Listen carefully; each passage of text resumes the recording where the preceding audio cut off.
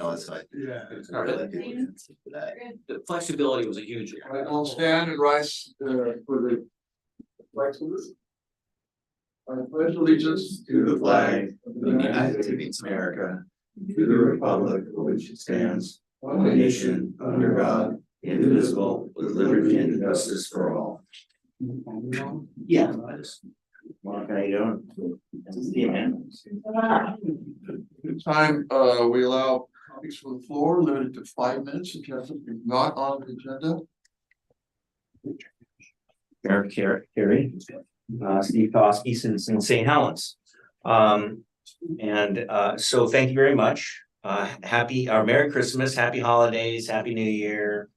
The recent application to the city council of selling a lot next to the Grace's Antique store by the people who are saying, we're trying to develop this, brought up kind of opened Pandora's box a little bit. How much is the lot worth? What's going to be done with the lot? And one of the questions that Councilor Hubbard asked is, what are our plans for this thing? And it's pretty clear we've been sort of thinking about, we're going to do this to a big developer, but we haven't really finished the idea that maybe individuals are going to come along and start developing different lot by lot by lot by lot. And it's really just a matter of the city council deciding that they're going to start selling lots individually. And what I expect may happen, so I thought, well, maybe we'll buy that.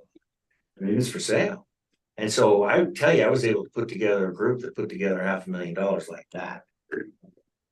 Now, I'm not sure if that lot's worth $500,000. I thought it was a 100-foot by 100-foot lot, but it's 58 by 100-foot lot. But we're talking a view lot right across from the river. But then I went in and talked to Jacob, and some things came out like, what can be built down here? What's the density? What are the views? What are the parking? And it became clear to me that there's a lot of development that could go on that I don't think our regulations are ready for. And this is something that had come up when we had been talking about this years ago, about the fact that the architectural standards that the city adopted, generally speaking, were more for a model of stores below and residential above, but it kind of was more of a starter thing. We'd always kind of talk more about doing it, updating them. And what Jacob showed me, and I think it would be good for you to see, is that there's actually a lot of city lots that are already laid out and platted. And so these are lots that if the city decided to sell lots, they could start selling them. And so there's a lot of very good developers in this town. Some of these folks that I was talking to and putting together this group are people that have built apartment complexes, people who've been condos. I mean, these are people that can get things done. And so when people start hearing the city is selling lots, they're going to start saying, okay, where are we? Cut us in. We want to know what we can do. And I'm coming to the planning commission because I'm asking that we consider doing a proactive item, or consider just thinking about what's the development going to look like? Like, are we going to require balconies? Are we going to require certain facades? How many stories are we going to require? I mean, it's up to 55 feet. This is our opportunity to make a huge economic impact on St. Helens. And we just don't have the structure in place. Like, for example, I was talking to Jacob about what are the ratios for parking? And the ratios we have certain ratios, but at the same time, these ratios are flexible. And one of the things I talked to him about was, well, maybe the city could build like a parking garage. And then if people want to build a building that didn't have parking, they would then pay the city money to park their cars in the parking garage. And that might be a better way than requiring parking right next to all these buildings. There's some studies that show that some of these parking regulations constrain things. So I'm asking what the planning commission do is to simply put on an agenda item. I would like to meet with Jacob and come in and just talk about it and talk about what's there, what isn't there, and then discuss, do we need to look into this further? Is this something that we want to talk about? And I'd ask that it be done next year. And I think you're going to get more applications to buy property once this one goes up for sale. And I don't know what the council's going to do with that. Thank you very much for your time. Thank you very much, Gary. Thank you. And Merry Christmas, Happy New Year to you all. You are. Anyone else have topic not on the agenda? Okay. Time is now 6:06 and the public is now open. This is a quasi judicial land use hearing. The subject is. Let's get the minutes. Right. I jumped ahead. So excited we got. I forgot minutes. Anybody have any corrections to the minutes? I just want a motion to approve. to point out, David is on Zoom. Okay, I was gonna ask you, well, You just won't have video.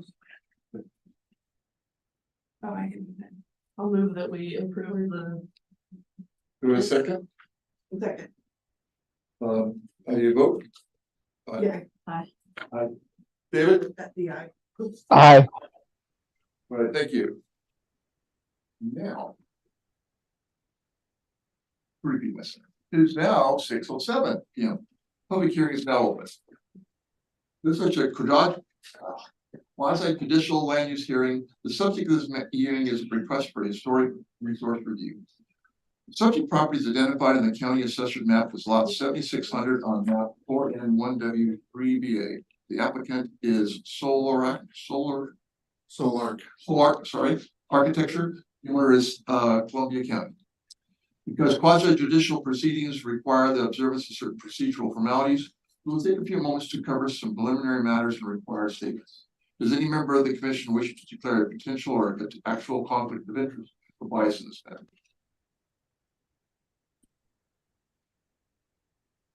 Does any member of the commission wish to declare?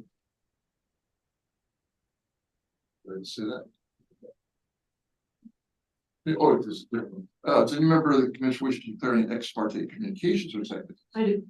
I am part of the Columbia County Museum Association board, and I've had discussions regarding the courthouse. Riley from the county called me and asked if we could pick my brain. I said I wasn't comfortable talking about any specifics. What I did tell him was we'd like to see it as close to original as possible. And I'd asked him if he'd seen the historic photographs. He said he had not, so I forwarded those to him. Anyone from the audience object to the building commissioner and make a fair decision knowing these things?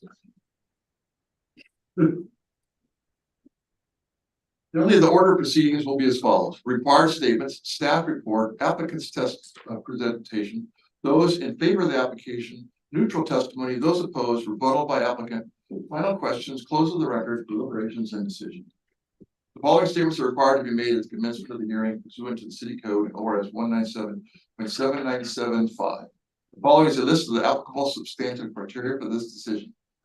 Peterson Homes Municipal Code 17.36.0403 and criteria for alteration. All testimony, arguments, and evidence must be directed towards the applicable substantive criteria as described, or other criteria that the comprehensive plan or land use regulation, which the person believes applies to the decision. Failure to raise an issue, including constitutional or other issues relating to the proposed conditions of approval in this hearing, in person or in writing, or failure to raise an issue accompanied by statements or evidence sufficient to afford the approving authority an opportunity to respond to the issue, precludes appeal to LUBA, the Land Use Board of Appeals, on that issue, and precludes an action for damages to circuit court. Staff report. Yeah, thank you, Mr. Chairman. Yeah, so tonight we're looking at the old courthouse. The county applied for, or their architecture firm applied for on their behalf, some alterations, and this is a listed historic resource in our historic landmarks list, and so we're here doing this very formal public hearing.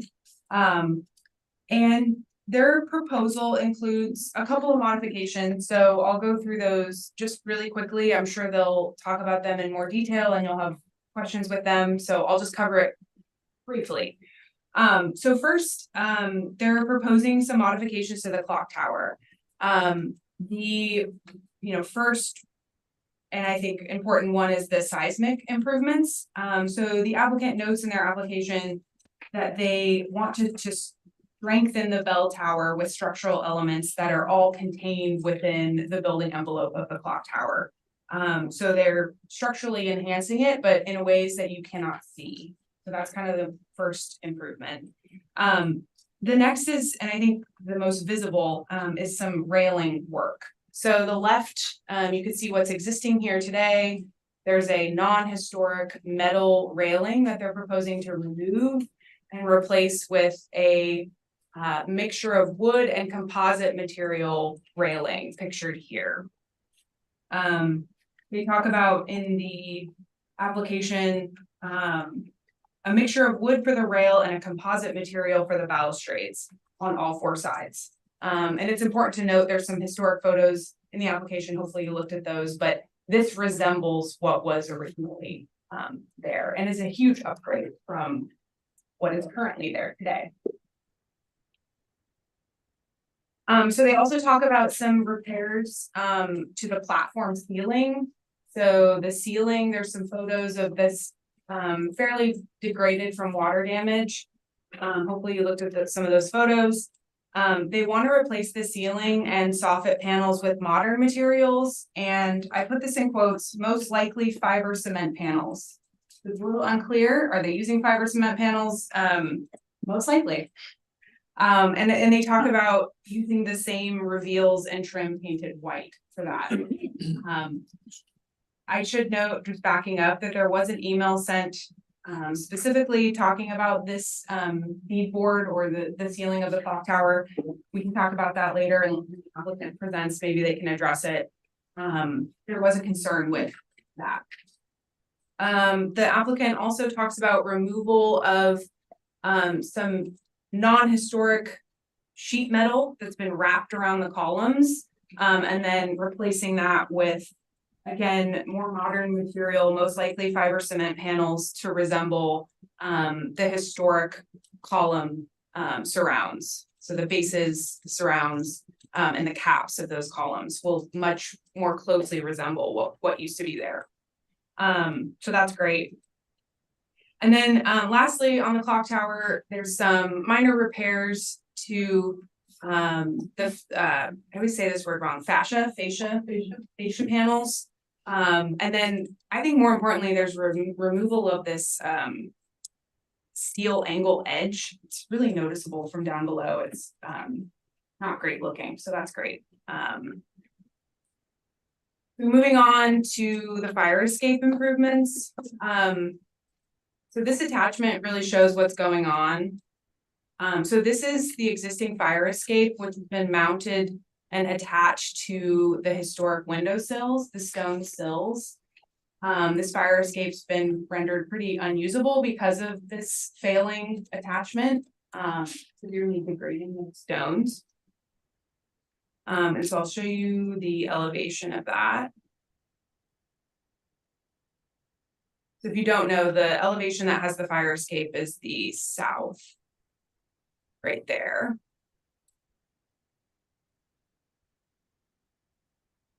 And so what they're proposing is to utilize the existing fire escape, but just mount it differently. So they want to create a new steel bracket.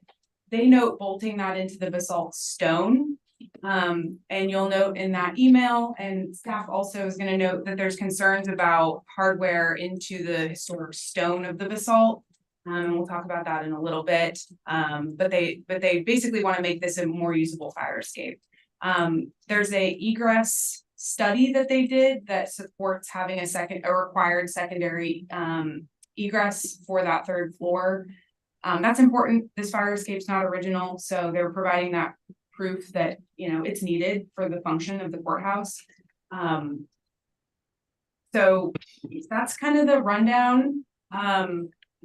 We have 12 criteria for approving historic resource review.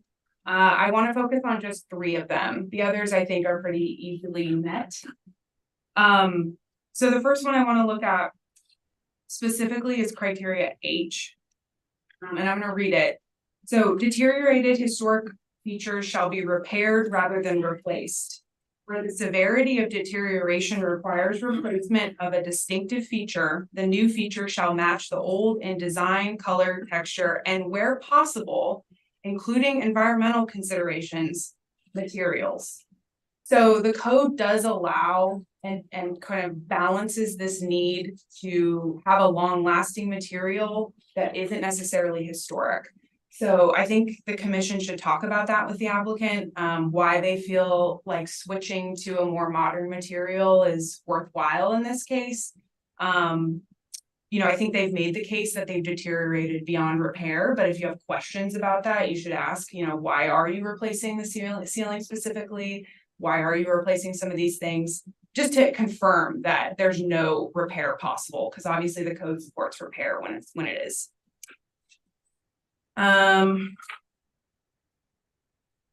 So that's, I think, kind of the crux of meeting criteria H. The railing. So I have reservations, and also the email sent to you has reservations about what if this fire escape were removed in the future. The code talks about if you have a non-historic feature and you remove it someday in the future, it should go back to just how it was. And if you drill hardware into historic basalt stone, are you going to degrade those stones over time? Are you going to cause more damage than if it weren't there at all? It's much easier to repair mortar. And so, I think you should have a conversation with the applicant about if that can be designed, they can custom design hardware to not drill into stone. And so that's one consideration in order to help meet that criteria. I think I'll just leave it there, and then we'll let the applicant give their presentation and you guys can ask questions. Any questions for me at this point? Great. All right, we have a presentation. Yeah. So I'm Nick Cutter with Solar Architecture. So as Jennifer alluded to, this is mostly a seismic upgrade of the bell tower. And it lends itself to doing these upgrades to the visible part of the bell tower, which is the columns, the platform, the ceiling, and the railing. I guess to go back to start with criteria H, the main reason we wanted to do modern materials like a fiber cement or an exterior gypsum is the durability of it, because you're right on the Columbia River, the winds, the driving rain, the cold, the temperature fluctuations, they just handle it better and they'll last longer.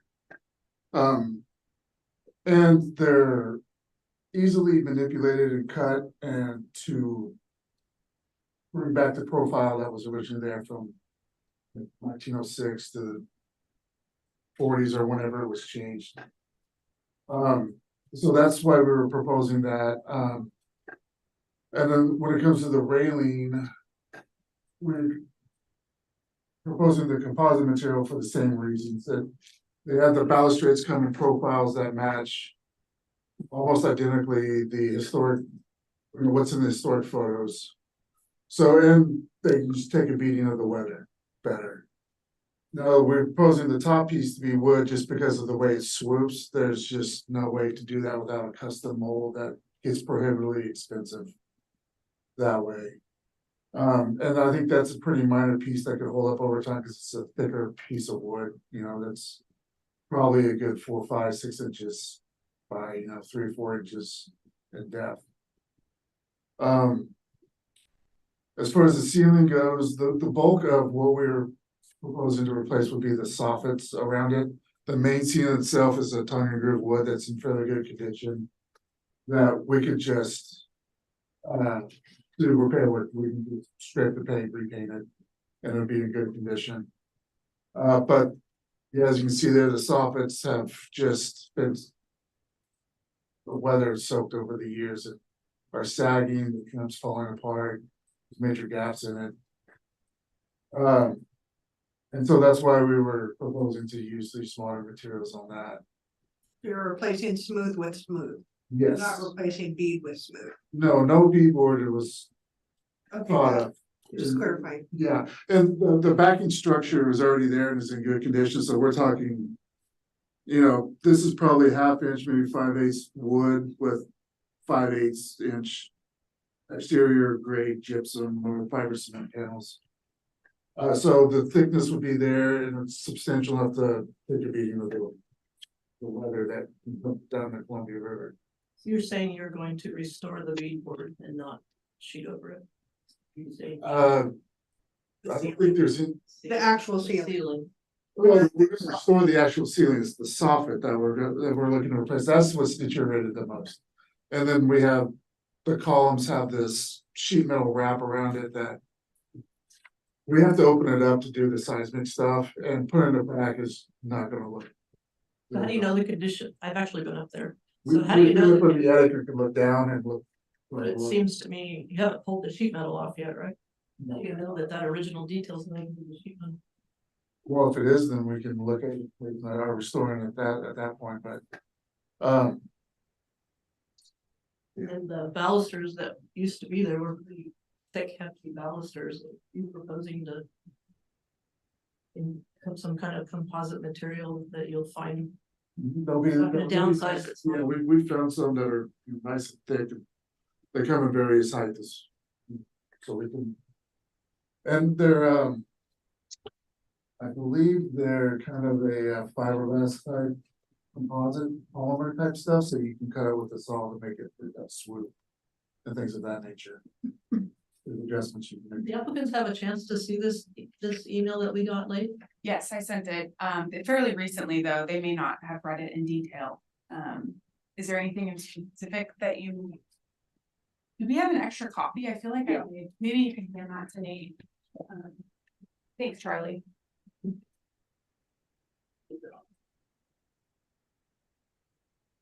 No changes to the roof? No. Just to the roof. It looked like in some of those pictures, there was some dental molding, maybe, I guess, it shows in the 2012 picture. Oh, yeah. That's gonna remain. Oh, the dimples above, yeah, we're not touching those. So, Where my cursor is that? right, yeah, Okay. and I'm doing all that, we'll probably get a coat of paint, just so it's all. Matches. Yeah. Nothing more than that. So I'm not really sure of my question as far as the historic, the control standards for the historic structures, but the seismic upgrades. Is that because they're not visible, that it doesn't interfere with the historic aspects of the building? Yeah, all of the, Is that true? I'm not sure. yeah, all of the seismic work is actually the bulk of it's happening in the attic. Below the bell tower platform. Oh, okay. And then inside the columns and then some stuff up in above the ceiling. What does that mean? Does it? Doing some like metal? L bracket or what? Oh, no, it's all wood structure, sorry. Yeah, so we're putting in some shear walls down below to, because the way the columns work, is they run from basically the attic of the bell tower through the columns, through the attic to the ceiling of the top floor. So and they're not attached. They've moved, so there's, you have columns going with meeting like this that are now like this. So we're gonna put them back together, we're gonna put some shear walls in there so they stay in the seismic event. And then strengthen it up through the columns of the bell tower and then do some diaphragm work above the ceiling. So it's all, when it's all said and done, there'll be some metal brackets, but it's mostly wood. And it's all hidden.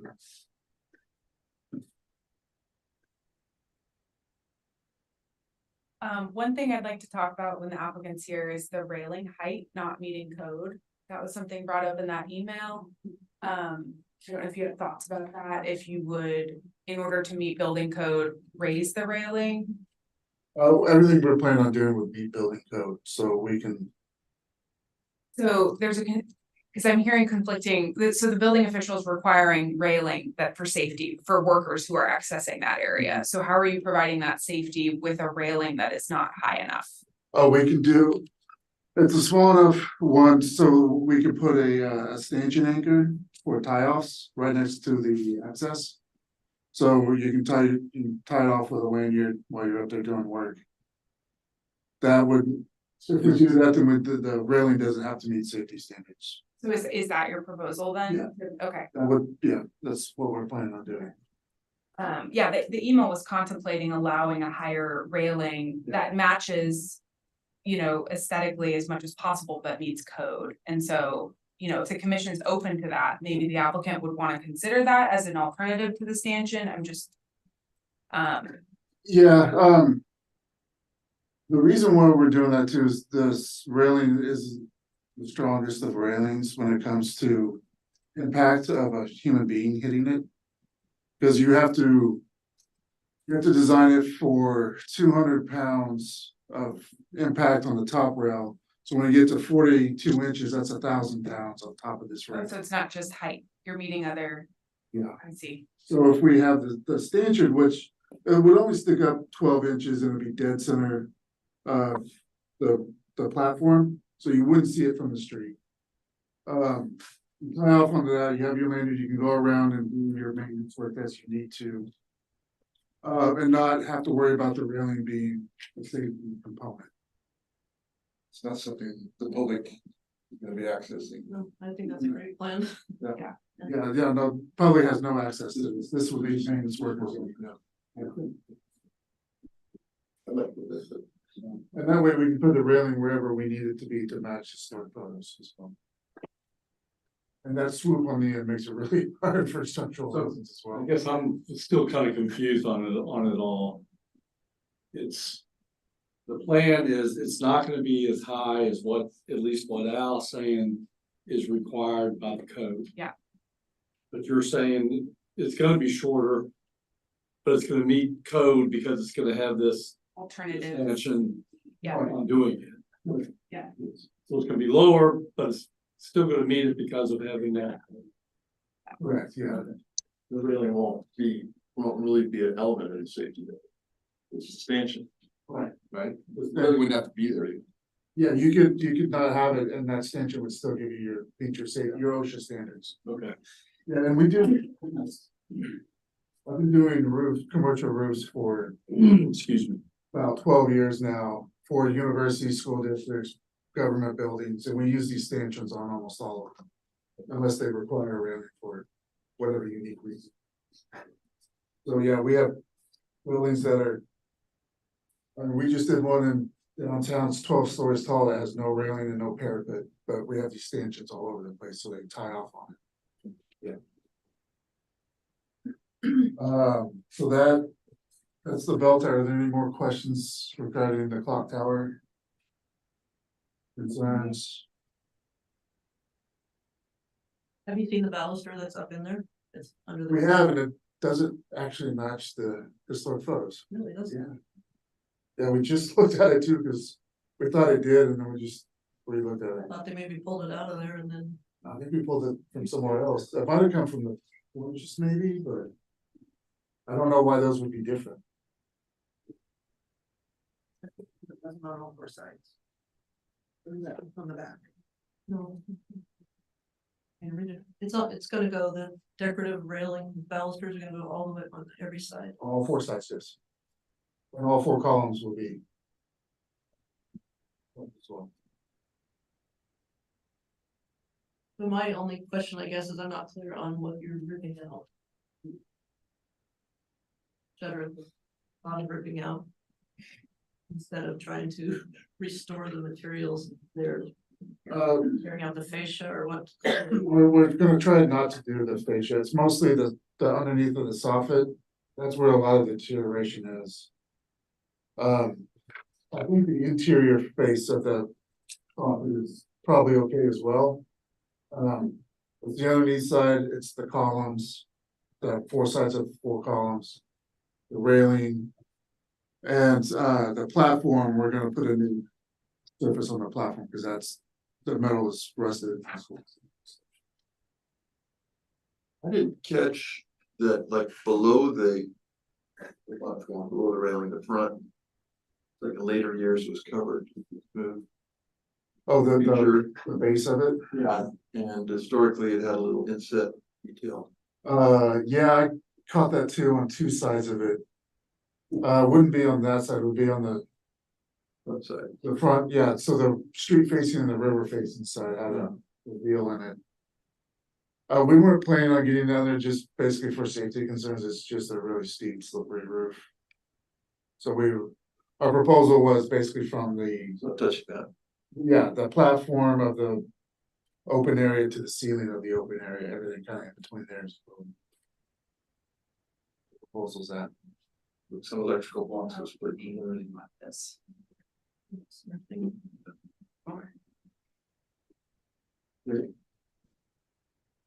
About the fire escape. attachments. Well, the fire escape attachments,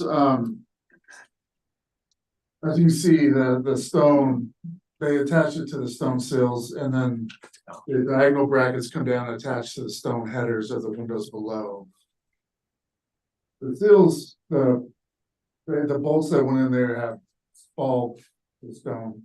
And it's a water intrusion issue and it's a safety issue, because you get on those platforms, they're probably gonna fall off. If a person or 2 people get on there. So our proposal is to remove the tags that go back and attach to the steel and to the windowsill. And go underneath it and go down below the windowsill and into the stone of the wall. Our structural engineer was looking at using through bolts, so. The recommendation of going into grout is a possibility, especially if we go into a horizontal grout. The vertical won't work because it could go right through the grout. But if we go into a horizontal grout piece, then we have stone top and bottom that would hold it into place. But what that would do is you would have your regular brackets and it would be larger than we were currently anticipating on doing. But again, you're not touching the old stone at that point. Why would it be removed later? Why would it be removed later? I can clarify that. So the code actually requires for non-historic materials, if they're added. For you to contemplate what it would be if they were removed. So they're not saying it's gonna be removed. I'm just saying the code requires that you view it from that lens. To just make sure you're not damaging. If you ever undo it, is it easy? What is it? Yeah, exactly. Sounds like it's possible to be a bigger bracket. And we're gonna paint it black, so it's gonna kind of, blend in with everything. There is a possibility we can do things inside to get the occupant load and the egress down to a point where we don't need a second exit. But that requires changing the seating and all that stuff inside of a courtroom, and that's been a political landmine recently between the state and the county and judges and clerks and everybody. When changing interior surface is a whole different model. Well, it's changing the seating inside the courtroom, yeah, This capacity? capacity, yeah, occupant load. We are right there, we would have to remove a couple of pews out of there to get below, Then you wouldn't need it? then we can take it off. Like a bad idea. A lot of people are for it and some people are not, so. Yeah, it's been challenging because they submitted an application, we had conversations. It's like, well, do you wanna change your application? Or keep it in? And so I think giving them the flexibility to keep it in if it's approved, that's better for them. Cause they have the option, if they remove it, great, then, Yeah, we would still replace the windows, the stone windowsills, because they're just yeah. junk. But so if it was to be removed, then what we would do is just replace the windowsills as planned. And then the the holes from the brackets in the window headers below. I mean, it's sandstone, that's pretty easy to match. Confident you can get close on the color? And so it's pretty common. There's that, yeah, there's ways to do it, yeah. And a good pressure wash might help. Any questions of? All right. We have any testimony in support of the application besides the applicant? You got testimony? Anyone in opposition to the application? I hear either one. Does the commission have any final questions?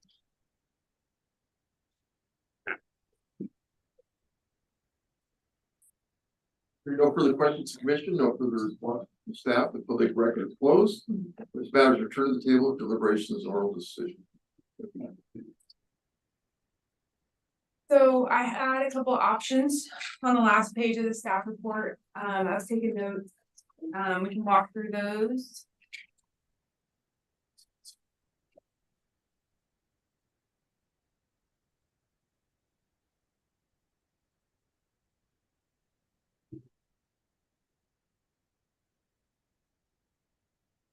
So I think first, if we're leaning towards approval, we can walk through what I was proposing as conditions. One is just a general condition, number one, that talks about all new materials that they're using, you know, if they're new modern materials, they should resemble the original in design, color, and texture, including trim and reveal. That would just be a basic cover-all condition. I did take a note there that they clarified the ceiling is to be repaired and not replaced. And so I think a condition in there makes sense that we can just condition that on approval. If you're comfortable with that, I can add that as a new one. Yep. Are you comfortable with the modern material? No. Do you want to talk about that? We didn't accept the modern material with Klondike application, we didn't accept just vague modern material. I mean, we could, yeah. What do you? Possibility of more specific, but for me, it's like, we know that Doug fir lasted 100 years, like Al stated, and the history of fiber cement was at 30 years, 40 years, so we don't know what it's gonna look like, and how long it's gonna last, and if you're already doing the railing in wood, you're gonna have to maintain that. I just like to see them use wood. And these word materials instead of. I'd also like it to see as they take it apart, preserve anything they can preserve as they. Let the building speak to them, it sounds kind of woo-woo, but as you do the restoration and you take it apart and you see what's there, let the building tell you what needs to be done. On some of it, as long as it's historically as close to the original as possible. What about the composite railing? You mean on the balusters? Now, to me, if you're doing that, that's what I'm saying, if you're doing the handrail in wood, why aren't you doing real wood balusters? I mean, you're. Gonna have to be something turned anyway. But it's a cost issue probably. As long as it's close to, I suppose I could live with composite if it's as close to the original as possible. Can we make? Yeah, Go ahead. Good, David. I was just going to say, I think I would like some more information on how close the composite gets to the wood. I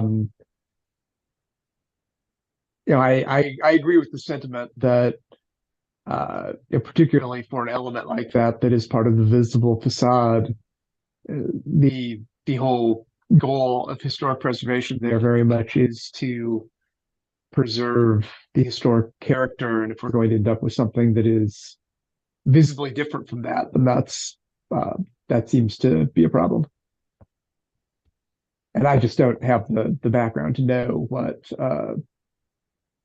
without more detail what that composite would look like versus wood or not. For 21 years.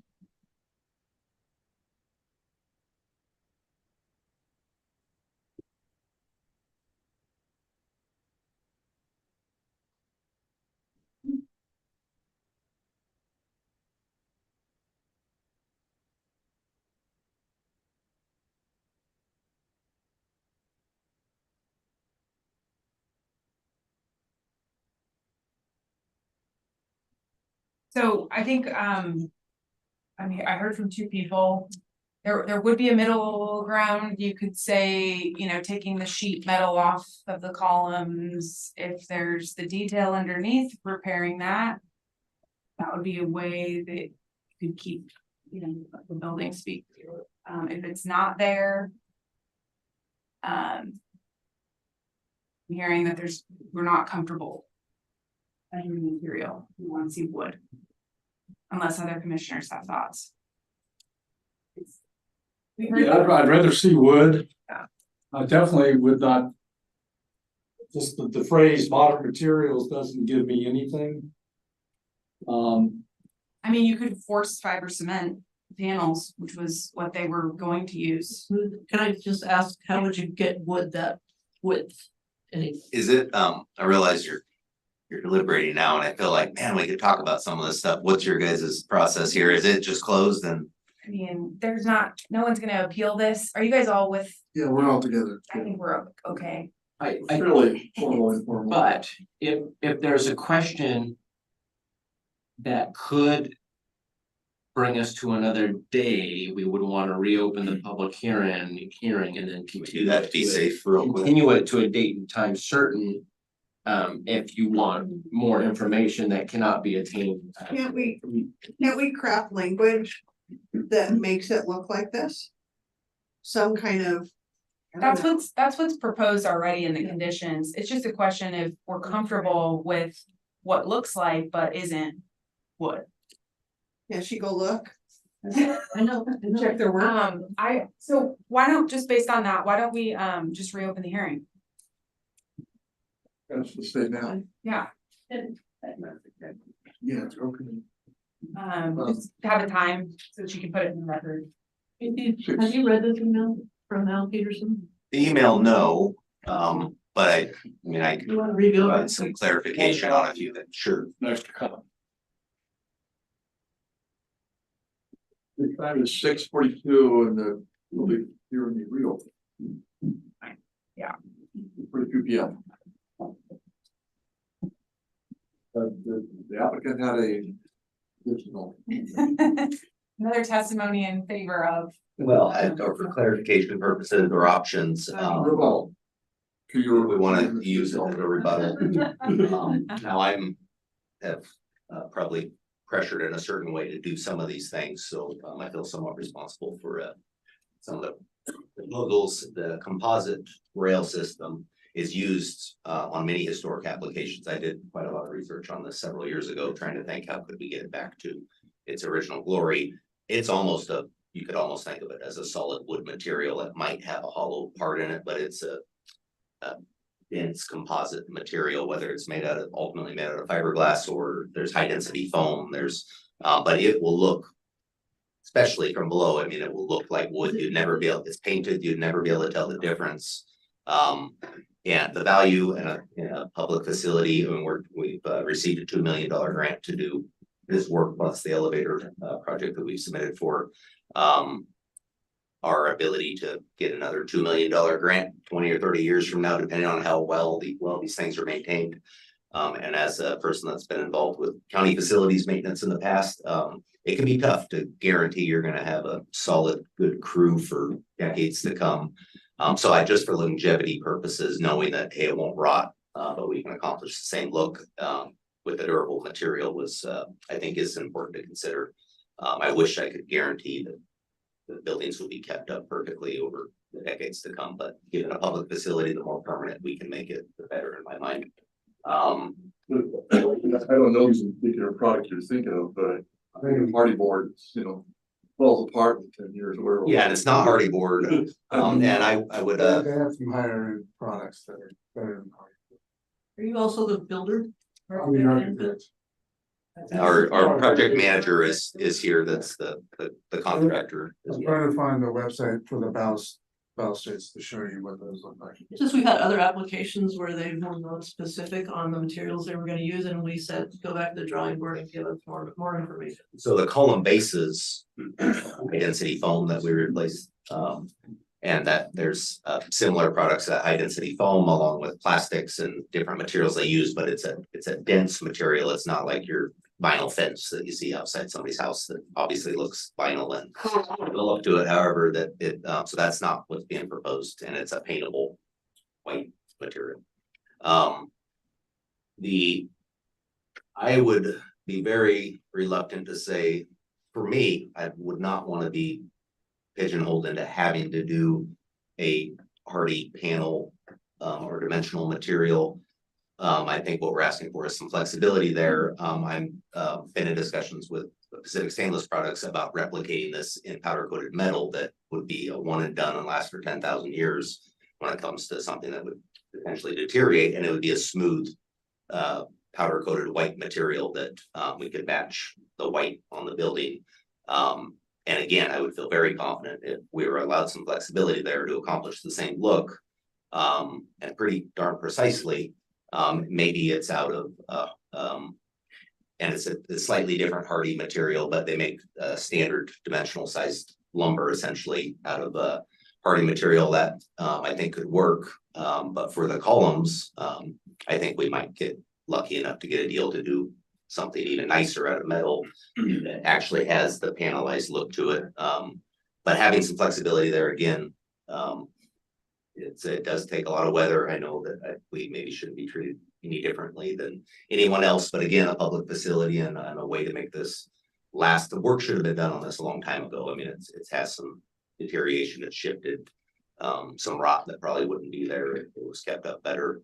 But again, to feel confident that we can walk away from this and know that it's going to be there another 100 years. Those parts are important. Could you speak to the cost? I mean, if they were to require you to use wood, is there aspects of this project you just couldn't afford to complete because of that requirement? I mean, I just, cost is a reality, you know? If we had to go get tight fur, I feel for Jennifer, she did a beautiful job across the street there. It's not cheap material and you get the bigger and bigger dimensions and it gets expensive. So, but then again, other materials aren't cheap either. So, and to be honest, a custom metal wrap that I do think's possible if it's from these guys at least to consider it. And be done very well would be much more expensive, but we have a local resource that I'm fairly confident would help us accomplish that. So you're proposing anything that's modern material will not look any different than historical? It will be a smooth white surface. Textures to it or anything that would resemble something that. Right. And some of these reveals, so when you have the insets, you have that little bead that goes around that, there's no way that's gonna be fiber. That would have to be wood to get that profile. Yeah, when I was talking about the exterior panels, it would be the straight smooth surface panels, not the intricate details.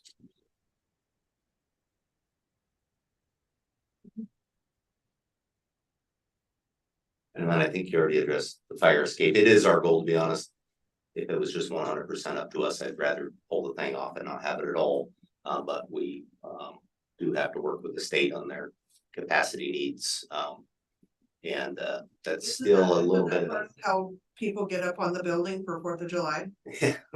not an authorized way. No, there are people, if you've been down here on 4th of July, there's people on every single roof down here. Every roof down here. Not on the fire escape, other than kids climbing on it, that shouldn't be climbing on it, but has been an issue. Not officially, no. Yeah.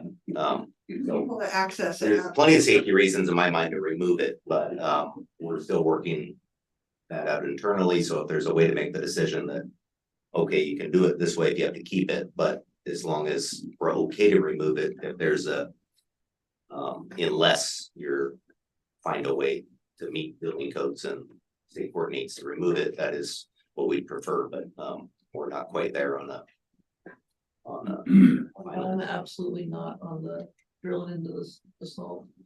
If it can't go into the grout, then it can't go. Yeah, I mean, No.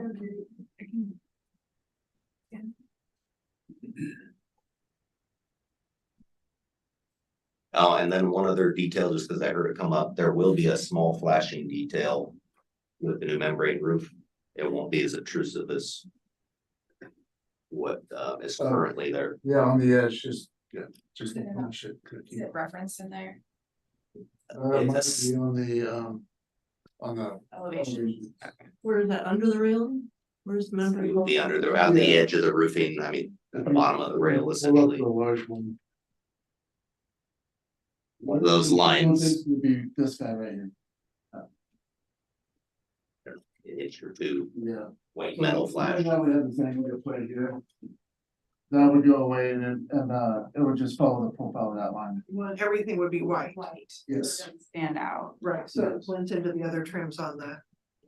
It's just another angle. Yeah, What's clarification, I tried to ask this earlier, but you didn't really answer my question. Criteria for alteration. We're always talking about looking historic and not changing its appearance. But is there anything else about the building historic that we shouldn't be messing with without doing it as was done before, right? Internally. I think so. Yeah, Exterior alteration. the exterior only, that's all we're addressing. Yeah, just want to be clear. Thanks. And I believe like the Secretary of Interior is always repair instead of replace if possible, so that's one of the big goals, so. Now, some of the, Let's think of some storage structures, you know, the way they constructed it was unique to do differently than you would do modern, even if it's not visible. You wouldn't want to lose that completely. Yeah, Together and all that. that's why I'm just asking what our role is, you know, in all historic aspects of the building. So this is the only part of the project that's visible to customers. yes, other than the fun attic tours to show how the clock mechanism works. And what is the change on the elevator? Does that mean that that floor will be accessible by elevator? The whole building. Where it currently is not? And there is a criteria that talks about that too. It says distinctive construction techniques. That characterize a property shall be preserved. So if there was some like unique. Renowned architect who designed something, you know, very different, you could try to retain that. If it defined the property, which is subjective. Like Italian stonemasons. Yes. Yeah, that's right. You're doing a beautiful job in the street there with the stonework on that. All right, thanks. Any other questions of the applicant? Any opposition? Okay. Close the record now. Maybe talk about anything more? I hope you don't have more questions. Depends on how the next few minutes. Thank you very much for opening back up. Thank you. Quick questions, what, dude? I was just saying, thank you. Yes. Okay. Hearing no further questions from the commission, no further responses from staff, public record is close this matter returning to the deliberations of all decisions.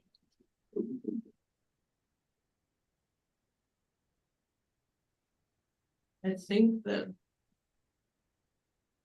I appreciate all the work that's been done to this, because they could have just left it with that big ugly railing that it has right now. Yes. So there is an effort to, If you're going up there, make an effort. there is an effort While to you're there, don't. put it back the way it was. Get right. And if nothing is looking like plastic, I still feel that if there have to have. And they're doing their deconstruction and not demolition, hopefully, with deconstruction, then. If they find that there's details that we don't know there now, that they do everything they can to preserve it. Yeah, let's add a condition for that, to try that. I mean, there was 20 years there that if you, anything wood, you just covered it with metal. You know, I lived in some of those old Portland style houses that they just put vinyl siding on everything. And so you open it up, you're like, why'd they do this? And it's like they were sick of washing their house. So you just never know. I mean, it might be old and decrepit, but it might not be. And that would save you money in the long run if you didn't have to have anything built for it. If you're just scraping and painting.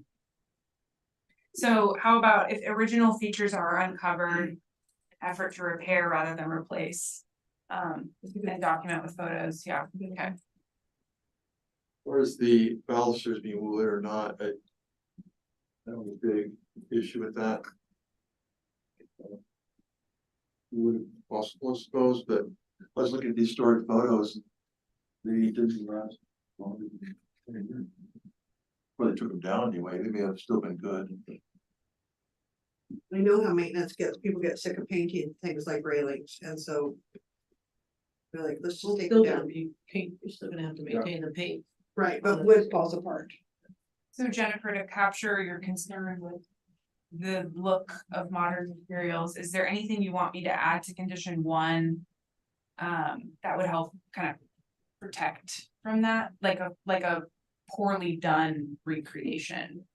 If you think of any other things that I should be on the I lookout. just think it absolutely, I wouldn't want them to get up there and go, oh, these fiberglass balusters look so great, we don't need to paint them. Mm, It's gonna save us Sure. a step, so. I mean, historically, they would have been painted, so I'm actually okay, I guess, with them doing. Painted to match building Something that- trim, Yeah, like the rest.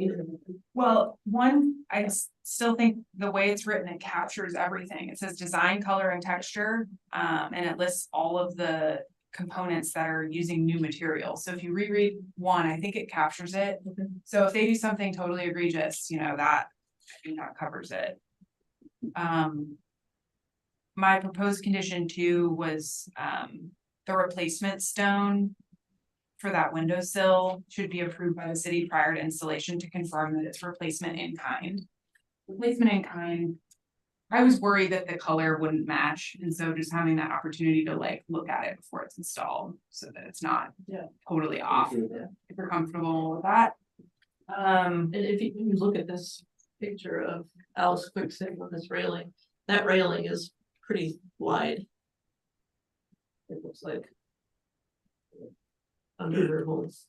Yeah, fortunately, we have photos like that are The people close had small ups. babies back then. Buses. Wait.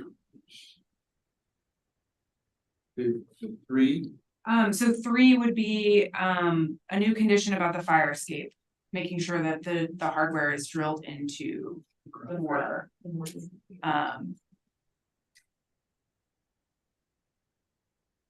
Either removed or it's gonna be It can't- replaced, then it goes in that one. So here's what I'll propose for that, so. They're gonna have to submit a building permit, structurally, that thing's gonna have to be engineered. So the plan submitted with their building permit for that fire escape. You should say. They shall include no hardware drilled into, to the stone. Plan submitted with building permit. But that can't be an engineered. Take it off. That'll be interesting because. The ground, it's unique to that base. Irregular. The stones are not, Yeah. symmetrical, yeah. Well. So you almost have to look at the plans and look at the, custom, has to be a custom. It'll be metal custom free spot. anyway, Yeah. it's not gonna be a. Historic buildings tend to go that way.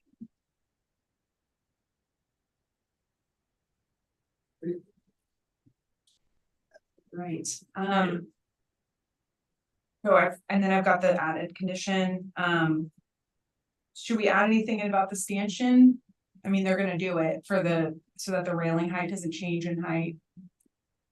We'll have something That's part about of the code. meeting building coverage. It just wasn't really addressed in here, technically, it's a historic exterior alteration to the building, so we didn't get a submittal for it, I think it just, having a condition will remember, so when I'm looking at the building permit, oh yeah, that's that thing. There's a reason why the railing's not. So you should require it, things that- Yeah, that way the railing doesn't change. that isn't offered. Yeah, Yeah. exactly. I love that. So stanchion anchor for tie off. Expected platform ceiling, okay. To meet the build code. Every effort that is not seen from the ground. Sure, yeah, it shall not be visible. I mean, they said it won't be, so I think that's easy for them to meet, not visible. Not if you're flying your drone, then you'll be able to see it. He wants me to fly a drone. And ceiling to be repaired, not replaced is the other added condition. Okay, That's 4. yeah, then I'm adding, number 3, the one we talked about, the fire escape. Number 4, ceiling to be replaced, number 5, stanchion. You have a motion? Or any other comments from David? Yep, that sounds good to me. Thank you, everyone. Motion to, Motion to- accept with the modifications. Yeah, so moved. Second, I'll second it. how do you vote? Aye. Aye. David? Aye. Okay. You guys, Thank you. So it's here for the next one? something I have to sign for. No. Oh, it is actually.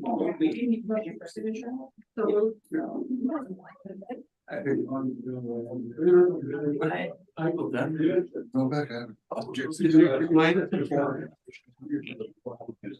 David. How do you vote for me to sign? I'm sorry, what's that? The motion is on the table for you to sign the final. Yes, I am support of signing the final. Okay, thank you. Yes, thank you. Just for information. No, it is a recommendation. Final written decision of the planning commission may appeal to the city council. The notice of decision will be mailed to all persons who testified or submitted comments. The appeal deadline will be included in the vote. They're all done. So, I can take this, there's no script. Dan, if you're, I have just a question for that. So on these conditions, the way that it's enforced is through the building permit, building permit. usually, yeah. So, this one's a weird one, because of that, I've never really had a condition where the county had to approve a material that they're using first. I'm just hoping proximity. I'm just wondering, Their because when they put partners- in those mini splits on the front of the, Oh, we had a condition that, I think that was before me, but I know there was a condition that they had to screen those mini splits. It's never been done. yeah, that's actually gonna be addressed with this approval. Okay. Because it's become, yeah, it's an enforcement issue. Yeah. Is that something you remembered or was it written in here? No, it wasn't written in here. Oh. I remember, She's talking to me. it bothered me about. Oh, okay. So So they, I can't believe it was approved of the middle, I think they, this beautiful building that put those ugly. yeah, and I think there's seasonal vegetation that pops up, but that's not appropriate screening.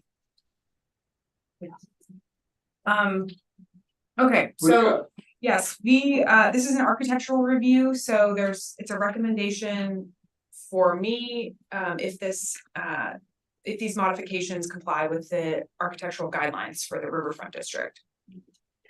And the county submitted a building permit and a site development review for a new elevator. And related site improvements, so. You mentioned that. So this should look familiar, this is standing right out here, looking between the two buildings. The elevator that they're proposing, the shaft would go kind of right here, tucked right in between the two buildings, so. I'm gonna pull up the proposed elevations, but just keep this door in mind, this door is staying, this exterior door, so just keep that in mind when you're looking at the elevation profile. So right now. This is in front of the courthouse looking, Between the two buildings. Yep, yeah, so right now this is accessible, it's an alley accessible for vehicles, so you'll often see a truck or something backed in there. And they're proposing it to be only pedestrian walk, so this will all be ADA accessible, they'll add a new walkway with required railings. And then they'll convert the one parking space out in front of it to an ADA accessible parking space. So this will no longer be accessible for vehicles, it'll just be for walking up into the elevator. And this, as an FYI, the elevator will serve both buildings, so this corridor kind of connects to both the annex. So it's building. gonna touch both buildings? No, Okay, inside, all right. it will serve both buildings. The back side of that. Or wall the- is- There are no exterior modifications that this elevator does to the historic courthouse, or we would have been looking at them with the historic resource review. All of the modifications related to this elevator will happen on the annex side of the building, so this point over. Okay. So there's a statement on the first page that just talks about, these guidelines, they're they're tricky to compare to the courthouse annex. You know, that building is not generally compatible with the majority of the buildings in the Riverfront District. It's not a mixed-use building. You know, it's not made with traditional thoughts in mind at all. And so the guidelines aren't super relevant. There's not a whole lot here. There's not a whole lot of here. So just keep that in mind. There's, I'm not asking for a lot other than just to kind of make sure we're not doing anything too crazy. So looking at the plans. Scrolling is awful.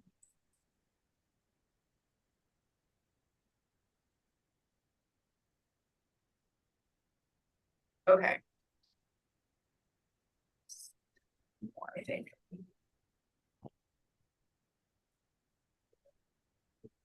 So here's the elevation.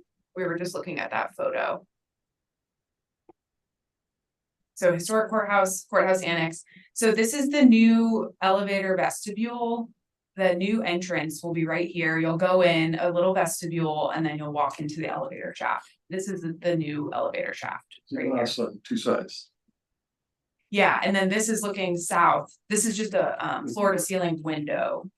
It looks like a door, but it's a window.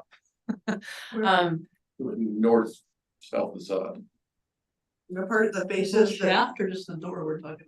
just the ground level. So this is the roof of the vestibule, and then this is the new elevator shaft that goes all the way up. So this is the new structure right here. And then this is it's kind of a new little lobby. So you walk inside, you wait for your elevator, and you're in an enclosed little vestibule. Not getting rained on. And here's that existing door that I said, remember, that's staying.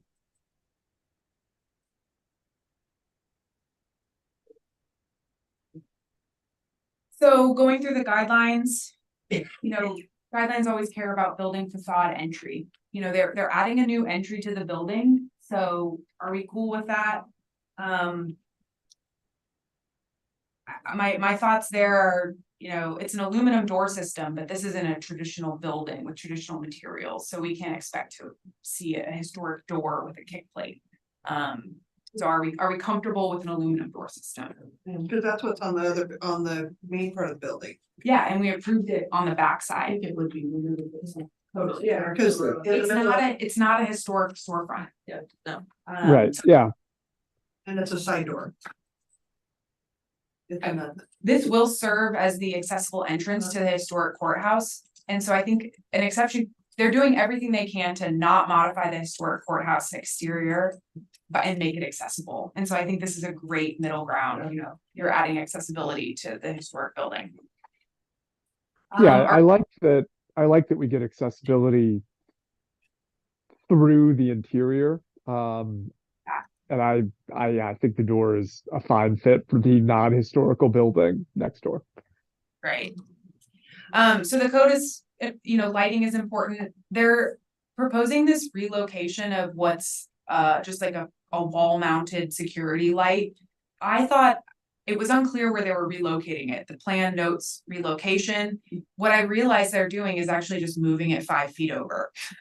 So that recommended condition in there that was just making sure it's not going on the historic courthouse isn't really necessary. It's going from this location where my cursor is, you know, here's where the area of work is for the new shaft and vestibule.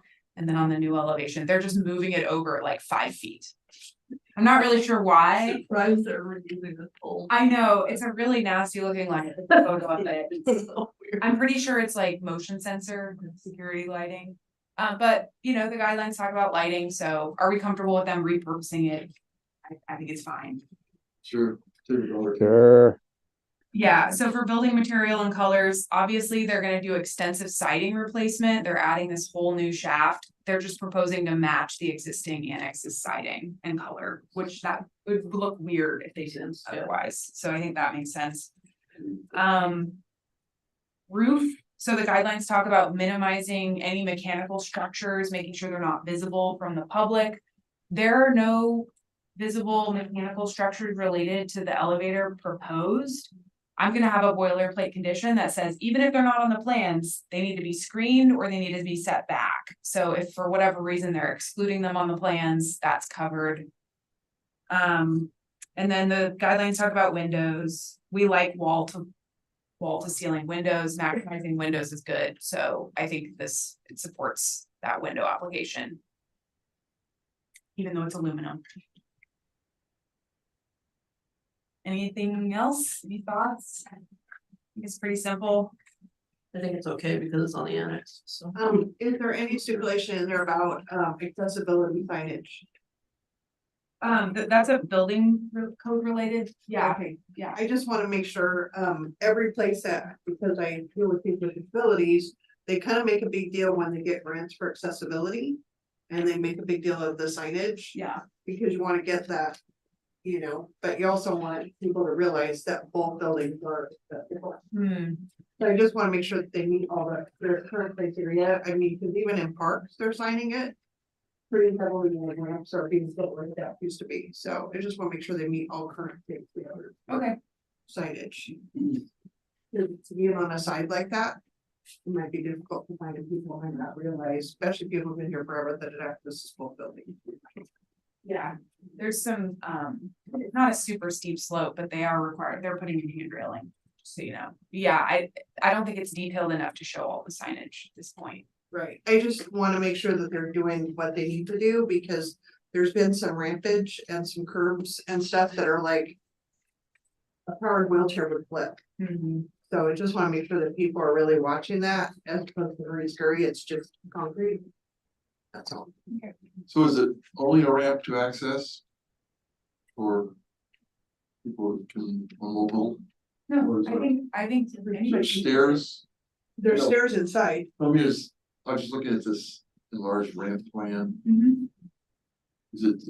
everyone's going up the ramp? Yes, Like, that's what yeah, I'm so you, Didn't know what step on the, but that's cool. no, the whole point is that it's accessible, so there's no steps from point of parking to. Well, it'll be nice, they Okay, I see. where the it goes. county trucks there and stuff. And their trash, Yeah, and their trash and any desks and everything else they throw out there. yeah, yeah, it'll become kind of a new main entrance, really, yeah. Are they proposing a disabled space right in front of it? Hopefully that's what that is. Okay. That's- So I just need a motion for the load compliance that this. Recommendation that this complies with the guidelines. yes. How do we do that? Is that a vote or is that a head nod? No, it's a motion. Okay, You know, make a motion? I made the motion. A second. Aye. How do you vote? I, Aye. David? Aye. Okay. You know what's gonna be down in the hole there on the side of the Here? ramp? Here, Yeah. it'll just, so right now it's just River Rock, it's like a landscaping area, they're just gonna expand that slightly. See if I have a better view of it, I understand that, right. the site plan will make sense, Dan, just a second. I'm just curious, it would really make a difference. So, So here's the existing edge of the River Rock landscaping area right here, and then if you look over here, they're moving that out so that that area is a little bit bigger. So the planted area in front of the building will extend. There's no plants, it's just River Rock, Oh, well, there's trees in front of the. they're further down. Oh, Yeah, this is all just River Rock. oh, the picture, oh, I see. Is it in the picture? Well, it's on, I know it's on this Over site there. plan too. This here? yeah, wider. Oh, okay. I like it. Yeah, you can see it right here. Like pictures suck. So this River Rock will expand out a little bit. It's even painted. I think that's where the underground storage Okay. tank used to be, or is. They're decommissioning it. Okay. Great. Oh, wait, pull that up. Somebody. It's in the packet. Oh, is it? I moved it.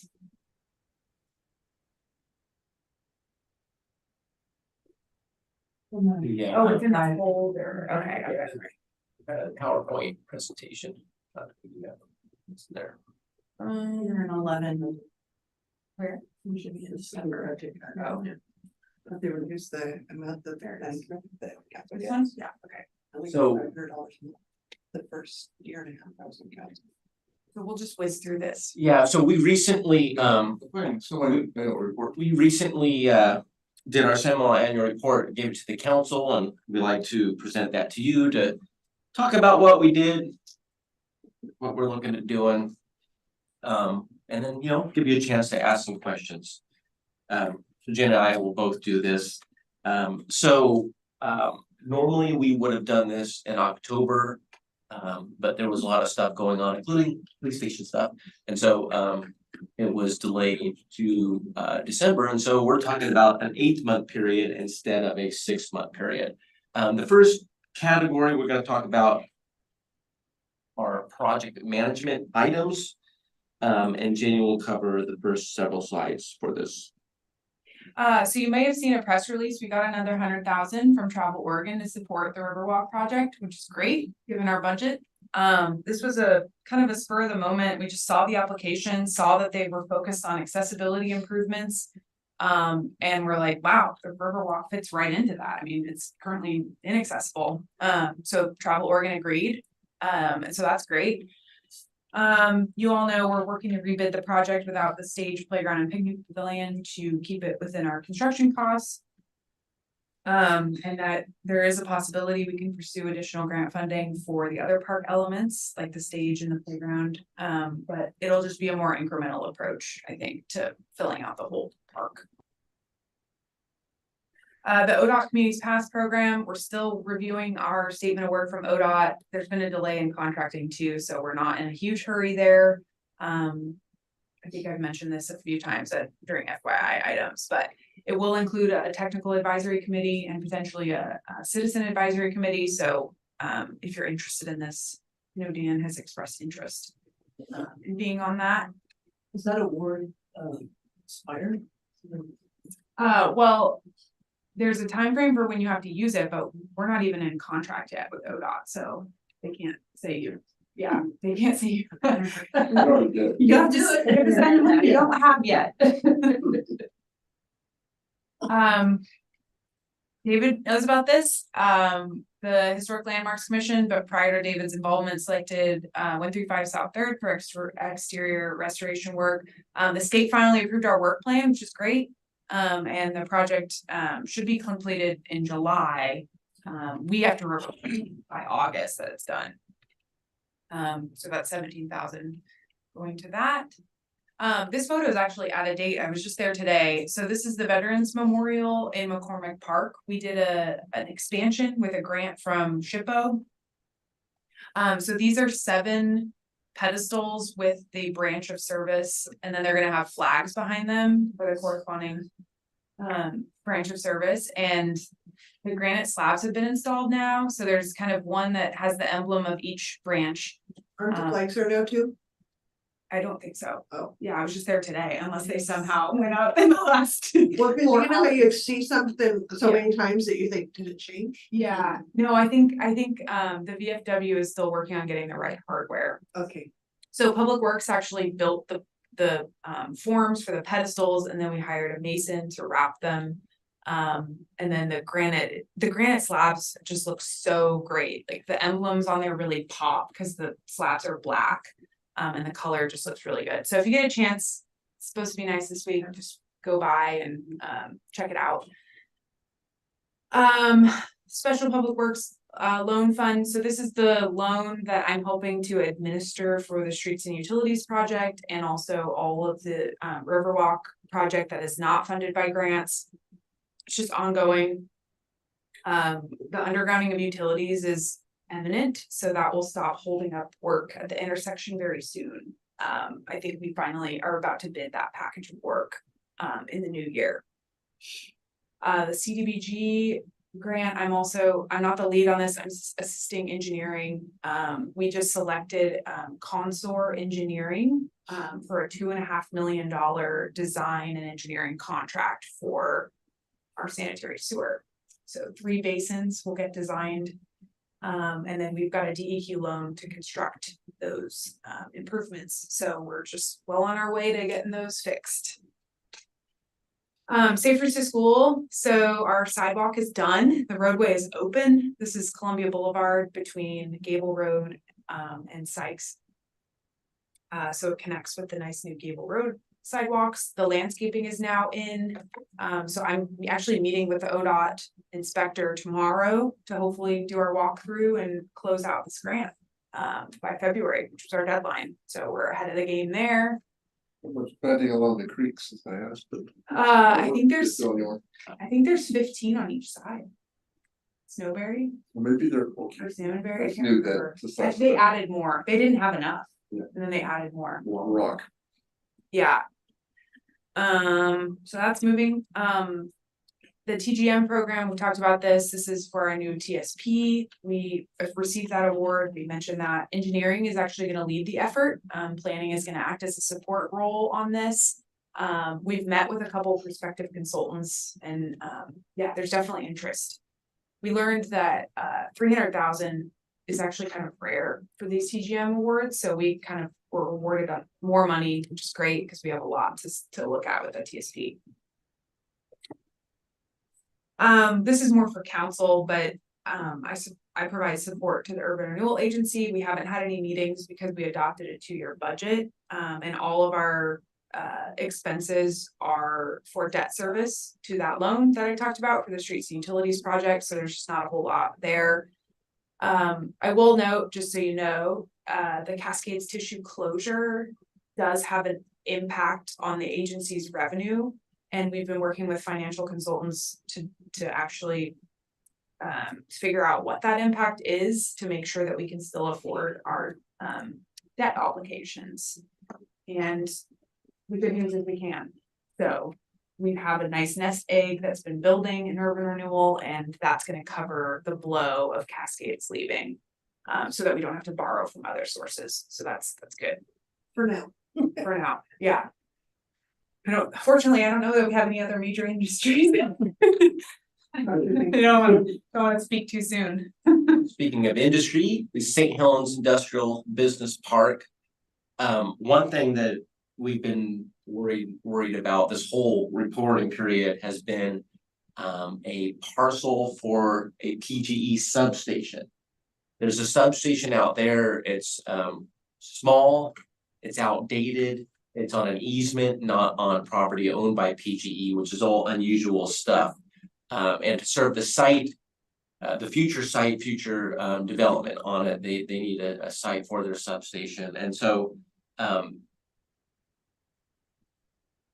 back in May, sort of looked at PGE with one idea, and it was kind of delayed. We had the 3115 stuff going on, and then all this stuff going on in the summer. But it was a good thing it was delayed because of this solar outfit and the changes of thought on it. It's a good thing we didn't spend too much time on some of our assumptions before because they would have been wrong. So created a lot of maps to help facilitate the discussion. I think that's helped kind of narrow down how that's gonna work. Planning Commission, who's that? You should know who that is. Now, at the last report, I was thinking, hey, great, no vacancies in 2023. This may be a year without interviews. But, you know, things change. So we do have interviews to do.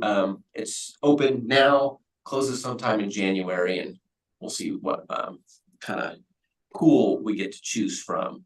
Of course, you'll remember 3115. We dealt with that in the reporting period. And the efforts went all the way into June.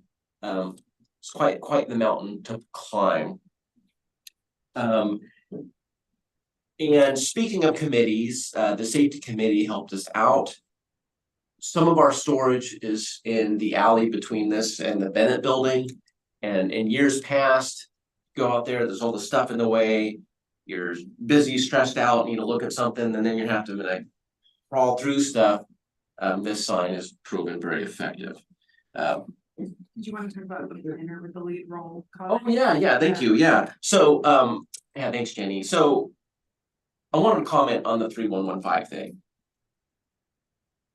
When I went to a workshop in Lincoln City in October before we started the effort of last year,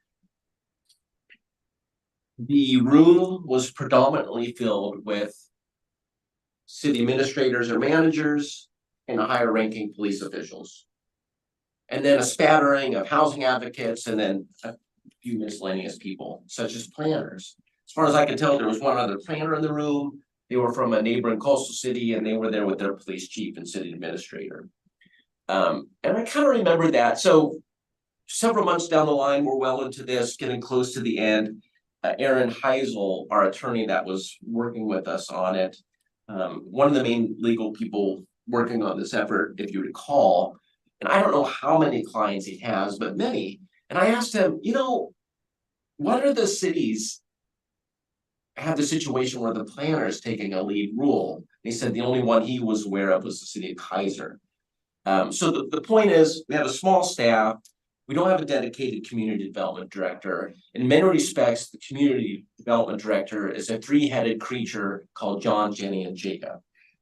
And so we kind of try to support that stuff. So this was beyond a planner's normal wheelhouse to lead it. A planner would support it with zoning map, stuff like that, but to lead it, and I thought that was just a good thing. Thank you for reminding me, Jane, to point out. So some other stuff that happened, we figured out the Wapama Waste, the street name thing.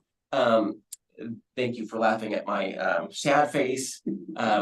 We have some, the reservoir on Pittsburgh Road, which is famous for the lining issue. It needs to be replaced. There was some effort in helping engineering with that. That's actually in the county. It's not in city limits, so all the permitting will be done in the county. And then we also help facilitate the donation of the properties in the corner of Pittsburgh and US 30, which we've talked about with this committee a little bit in the past. Agencies, a lot of work with some agencies over the reporting period. First of all, the county in coordination of records. We ran into this weird double address conflict where two properties had the same address. Luckily, it was an easy fix.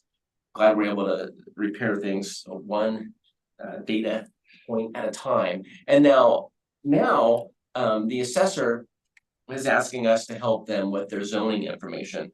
For years and years, what we told people is don't trust the county's assessor data from a zoning standpoint, because most of the time it's wrong. And so we're working to improve that, and Christina is helping us with that. And then technical assistance, the county Public Works reached out about road jurisdiction transfer, where the county transfers the jurisdiction to us, so now we get to maintain it. I know they're excited about giving us Gable Road on the west side of US 30, and someday that will happen. And then FEMA, the elevation certificate, that's something that gets updated every so many years, and the new one came out for that. And then DEQ, pertaining to our Mercury TMDL efforts, we helped engineering with the report to DEQ and a community event, and then in the future we'll help with code amendments and stuff like that. So with all the project stuff, let's talk about current planning. Current planning just means us as regulators dealing with permits. Of course, you see us dealing with that all the time. And Jenny will start off on some of the things that she's I mean, you guys already know the things I was gonna list. We approved the Amani Center. The council doesn't necessarily know that, so that's why that's in here. Obviously, we just looked at that tonight. And then that's back to Jacob. yeah, so You know, they know about Yeah. this too. so CCMH, it used to be industrial, and now it's commercial. The council approved it and hasn't been appealed. So the Columbia Commons, Not. the Columbia Commons subdivision, Burger King is almost done. In fact, I was out there today. They only have one little thing left for me to do full occupancy. They have a little bit more stuff with our building official, but that's getting close. The Fast Lube establishment, if you drove by there, you see the building is up, very visible. And the weird one has been Dairy Queen. They had their land use decision issued in the early part of this reporting period, but nothing. It's been crickets ever since. So I don't know what's up with DEQ, or I'm sorry, DEQ. So you say DEQ, that's kind of a funny. We'll move into the writing building. So here's another vantage point of that area. The famous city lot, which was traded for a pile of dirt unsuccessfully, is kind of highlighted there just for location context. And the only other thing that happened in this area in the reporting period, the question mark, the lower left question mark, is property where some preliminary grading work was done. This is someone we've been talking to for years and years about development of the property, and they said this year it's gonna happen. But there's not much of the year left, so I'm suspecting it will not. We have an eye. We have the advantage of being able to put eyes on projects from the very beginning to paper to completion. So we always like to have these before and after pictures, a couple of Burger King. And this is before the grass started growing, so it looks nicer now. Everybody's favorite project, Broadleaf Arbor. So the orange arrows represent the buildings that had occupancy, at least the time that we put the report together. They're almost at the point where all buildings have occupancy except building A, which is the largest building on the right, the L-shaped building. And once that's done, it's done. It's the elder housing, right? Yeah, that's the older generation housing. Are we positive? The front, yeah, that was supposed to be seniors. No, it's the one on the right. Are we positive about what? That it's just seniors, this one. That's how they advertised it. Word on the street is different. Yeah, I mean, we don't have a requirement for it. And so from a regulation standpoint, it's a moot point. No, it's, how do you define, is it senior or is it adults? We don't require it, so it Right. doesn't matter. So, They were just advertised, right? Like, Yeah, that's a good question. Yeah, I just don't know. It was one interesting thing that happened in the reporting period is, so, we talked to the developer and the owner who sold it to them. Because we've heard criticisms here and there, I'm sure you have all heard criticisms, which is a natural thing for a project like this. But especially from our emergency response agencies, police and fire. And, I was telling the developer and the person who sold it about that, and they were kind of aloof to it. Oh, really? Just kind of interesting, not a criticism to them, just kind of interesting. So some progress pictures as the inspections were occurring of some of that green space in between the buildings. His owner had it for over 10 years and couldn't get any big box stores. Yeah. When I started here in 2007, my predecessor said, this is a property you have to watch out for, and they owned it back then. So I would say it's been more than 10 years. Yeah, more than 10 years, but they had a permit. And yeah, no offers. It had expired, the guy died and the silent partner was stuck with it. So yeah, you saw some of it. I didn't even see. Years. I didn't realize how much water was there. There's a lot of big I water. didn't realize how much water was there, seeing all of this summer, watching them improve it.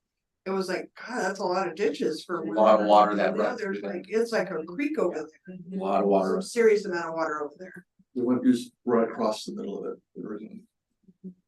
it. Skinny's parking lot addition. This is something we actually talked about this year, and this is a tale of a non-conforming use. So non-conforming use is a use that exists, but is no longer possible in the zoning district, and we have certain rules about that, such as when it's destroyed, it can't be rebuilt. There used to be a house here. The house burns, it gets purchased by the adjacent property owner. Here we are in an intermediate stage, and then boom, and then there's a parking lot. You think they're doing a food pod? Here, Yeah. no, Oh, we've had zero inquiries about that. good idea though. I just thought there's a lot of It's space. underutilized. Yeah, the biggest thing that it did was help with truck circulation. Right, definitely helps their parking lot move a lot better. And this photo predates The changes. the improvements that you last reviewed. Because they didn't quite get it quite right, but now it's okay, it's final. The police station, we all know that very well. And evidence suggests that an appeal to Luba has been filed. I have not heard that from Luba themselves. But the person who filed the appeal sent me the letter of intent. And so that's gonna be interesting. Jacob? That was made public on social media. Yeah, I saw that. So, yeah, because, well, anyways, police What's that station. colored? Yellow and blue and pink. That's not the police station. He's gonna talk about it. Yeah, there's 3 different projects there. Sometimes I just collage them for the purposes of not having excessive slides. It's you. So the police station is one thing that we dealt with. The Belton Road partition, most of you experienced that with us. They had that property, they wanted to divide it to build a house. A lot of that effort was in the past, but in the reporting period, the final inspection on the house occurred and it was done. So that was quite a mountain to climb over several years. I don't think, and I hope I don't ever have a 2 parcel partition that complex or contentious. But it is done and they hopefully will live happily ever after. Yeah. look- Yeah, I know. So on the lower left-hand corner, that is the Oyo Motel, otherwise known as the Village Inn. And what they're doing is they're wanting to take that property and divide it into 3 parcels. And that's why they're shaded, just to help show you those parcels. It is kind of interesting though, it got us to dig into the history a bit. And it's kind of breaking it into development phases. The area in pink is from the 60s. The blue is from the 90s and the yellow is the undeveloped parcel, which, you know, maybe it'll be this decade, who knows? How many acres is that? Is that a big parcel? The undeveloped, The The yellow. yellow. Under 5. yeah, easily under 5, maybe a couple. I'm shooting from the hip a little bit, my guess. Is that where they have like the RVs and stuff? Is that not there? There's nothing. The- That's the blue. Yeah, the RV park by the laundromat so is on something- Uses that one. the yellow portion was used for the Matson subdivision to the north as construction staging for those apartments, grocery outlet, etc. Yeah, their garage storage. Yeah, that's right here. Yes, yep. Gracie's Annex, there's been some movement on that. We've had some meetings with the developer looking at that, and so hopefully that turns into something. Those are the photos on the left. Perfect example of demolition by neglect. Yeah. And of course, that's creating some commotion because they're talking about wanting to purchase the lot in the corner. And that'll result in some interesting dynamics, I think. Because then the word gets out, the city's selling, and I think it's gonna be a lot of political juggling. That's what I feel, what's gonna happen. We'll have to see how that goes. It first came up at this last council meeting. And maybe you'll see it from a recommendation standpoint. I just don't know yet. Did the city consider it, call it blight, or what happened to? Oh, Sounded like I watched the meeting, so I'm confused on what happened. I thought they had already gotten some kind of a commitment that they were gonna tear it down. yes, so our building official, in part as a reaction to construction workers being uncomfortable within its proximity, due to potential safety hazards, sent them notice that they had to do something, and they did some temporary shoring, which bought them 6 months. And so in that 6 months, they need to, and take this with a grain of salt, it's approximately accurate what I'm telling you. They need to either tear it down or do more permanent shoring. And I think that's in March or so. So that's kind of coming up. And as they're thinking about the design, that's why they're interested in that 3rd lot, to see if they can incorporate that into their design or not. So the topic from the floor was talking about the lot to the left there. Just Yes, if we're looking at the upper left photo, yes, to the left. because you have the extension of Wapama Way and the section of Strand, you have that clear lot there. Initiates the whole selling city waterfront property. The photos in the center, It's not that's, in the city, yes, Okay. yeah, so it wasn't clear, okay. yeah, it is. The center photos are the sensitive lands permit for steep slopes that we dealt with. You're familiar with that.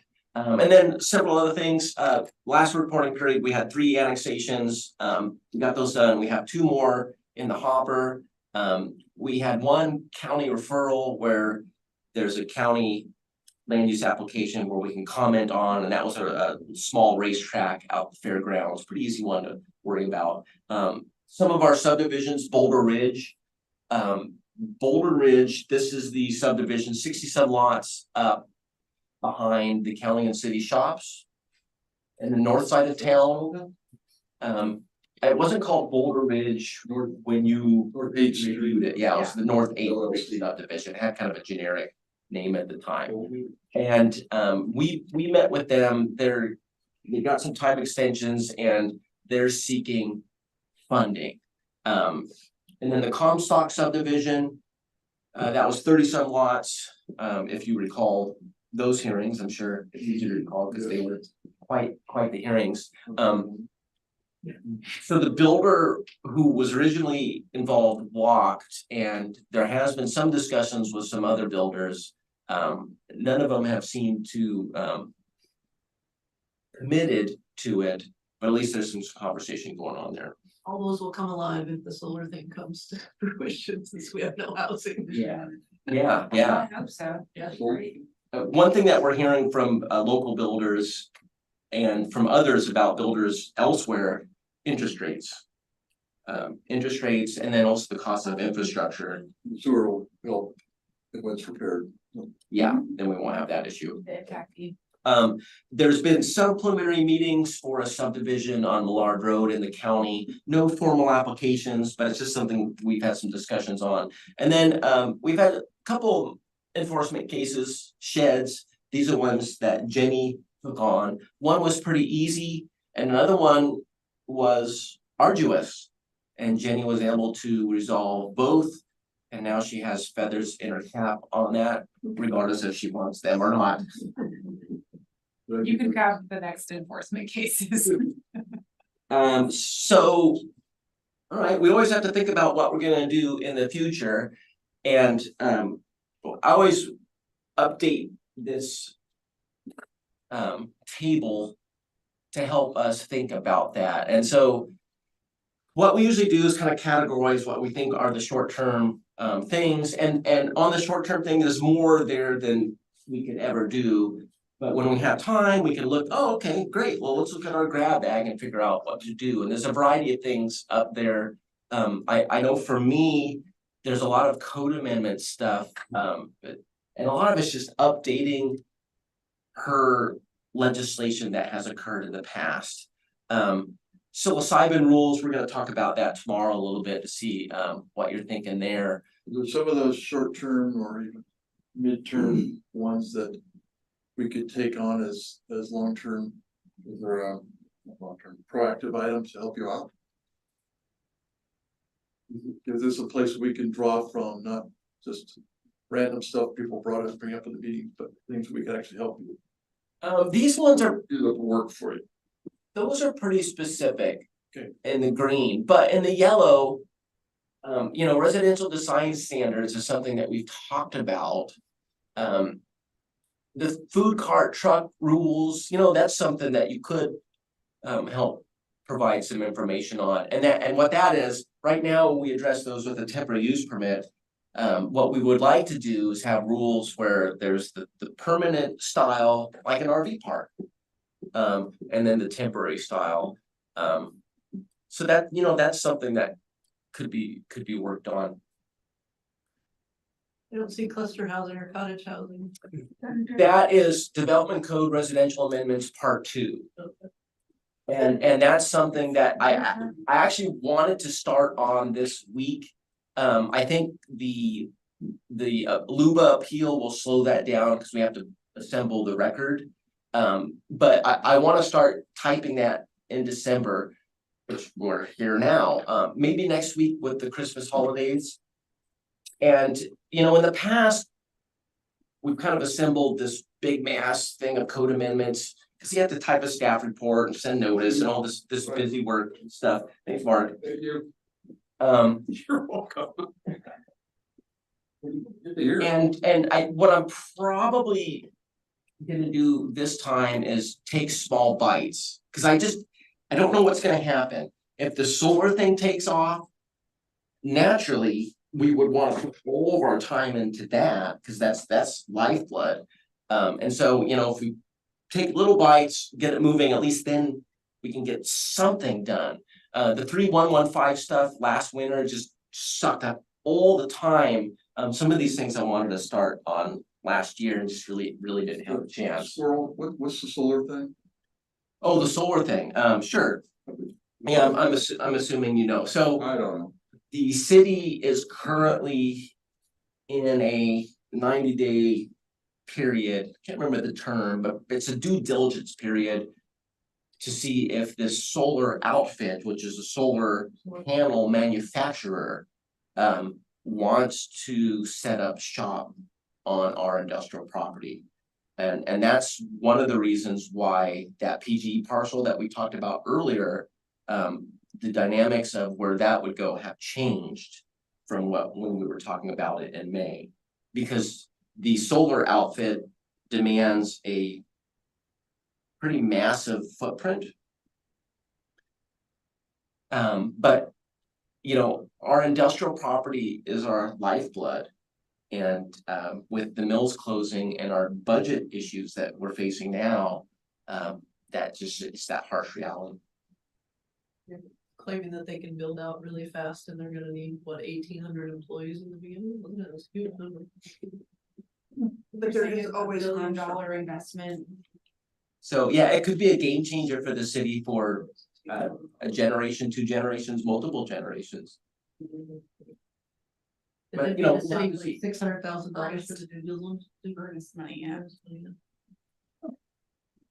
And then Be exciting. Jenny's gonna mention her stuff, but I wanna point out, anything on here that we're talking about, as long as we're able to do it without consultants and stuff, won't cost the city money. And that's important because of the budget issues we're facing. But Jenny, you wanna talk about? Yeah, on that note, you mentioned the psilocybin, so tomorrow you'll see a presentation at the joint meeting that I put together on how that's working in the state. And then the other item I wanted to mention is last Monday, we did receive notice, we got the technical assistance grant from Department of Land Conservation and Development for our EOA. So we don't have to use this old, outdated economic opportunities analysis. I feel like it's fairly good timing with Cascades leaving. We can really look at our industrial land base. You know, I'd rather have them leave prior to starting a long range planning exercise than right the day after you adopt it, because then it's immediately out of date. That looks at commercial too, not just industrial. right? Yep, all employment lands for the next 20 years. And there is also an advisory committee. So if you're interested, that grant contract is on the council's agenda next meeting. So I'm hoping that we'll kick that off very soon, because the TSP is also another long range plan that we're working on. And I'd rather have them not be perfectly in parallel. It's good if one can kind of stagger with the other one. And the TSP could be 9 months before we even kick that off. So that gives us a nice good head start on this project. So yeah, we're probably going to be working with Echo Northwest, who did Scappooses EOA. So they're very familiar with this area. And that's $60,000 not coming out of the city budget to update a plan that we very much rely on and need. So that's good news. Yeah. And just the reality of the importance of industrial land for tax base, for survival. And the advantages of having a large industrial site and the opportunities available that aren't necessarily that prominent throughout the country. That's something we're learning through this process. And so it's really shaken up how I looked at this property, I've always felt it's important for tax base and, you know, how should we have more aggressive language protecting our industrial property, especially our contiguous industrial property. So those are some of the questions I think, hope will come up, and then any policy we may adopt to help protect our industrial land. And I just wanna know, this list protects our capacity, that's kind of how I feel like we use it. You know, just the other day, I was asked by the Parks Commission to pursue, you know, parks funding for Heine Human, and it's like, well. Got limited capacity, we've got open grants, we've got open projects, we're kicking off projects. You know, this is where we kind of draw the line, we can't say yes to everything, so. And personnel and the budget issues we're facing. You know, there's a possibility that the numbers will shrink.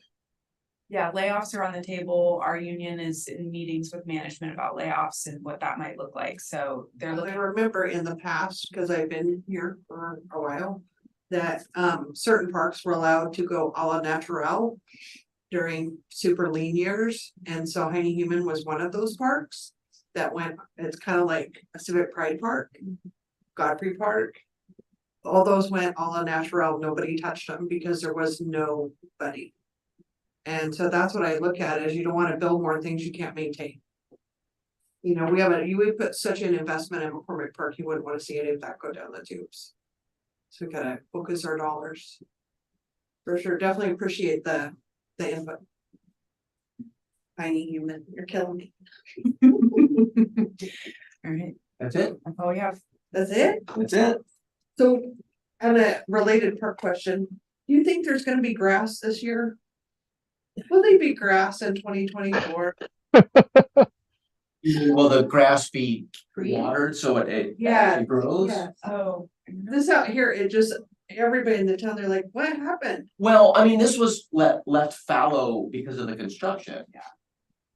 So out here, irrigation broke, and I said, do not replace it, because it's all gonna get ripped up. Oh, and then it didn't, So that was an intentional decision. and then it didn't. Get ripped up, it's still going to get ripped up, Oh. absolutely, yeah. I didn't know where we are funding wise for parks, what's gonna happen, what that will look like Oh, in the sure. spring going forward. Sure, yeah, the park will definitely undergo construction next year, that's not a question, yeah, and so there was no sense in repairing irrigation at this point. Okay. Yeah. I know that some of my, some of the people I do services for, there was little fires at, 4th of July because everything was so crispy. And so it's like, let's not do that again. It's, you know, fireworks, because even though they're not supposed to do fireworks in the park, they did. That's crazy. Okay. Commission stipends. Okay, so speaking of bad times, You've been here before. yes, we have, and some of you have been here long enough that you remember.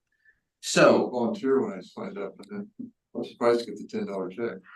yeah, $10? It was $10 when I first got elected, it was 10.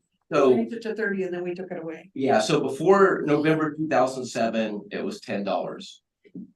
Counselor Phil Barlow, who was the planning commission liaison at that time, led the effort to increase it to $30 because, as you know, there was an economic boom. These meetings were going to 10 o'clock, and they felt that that was an appropriate thing to do. But then we had the Great Recession. And we started, okay, well, we gotta tighten the old belts.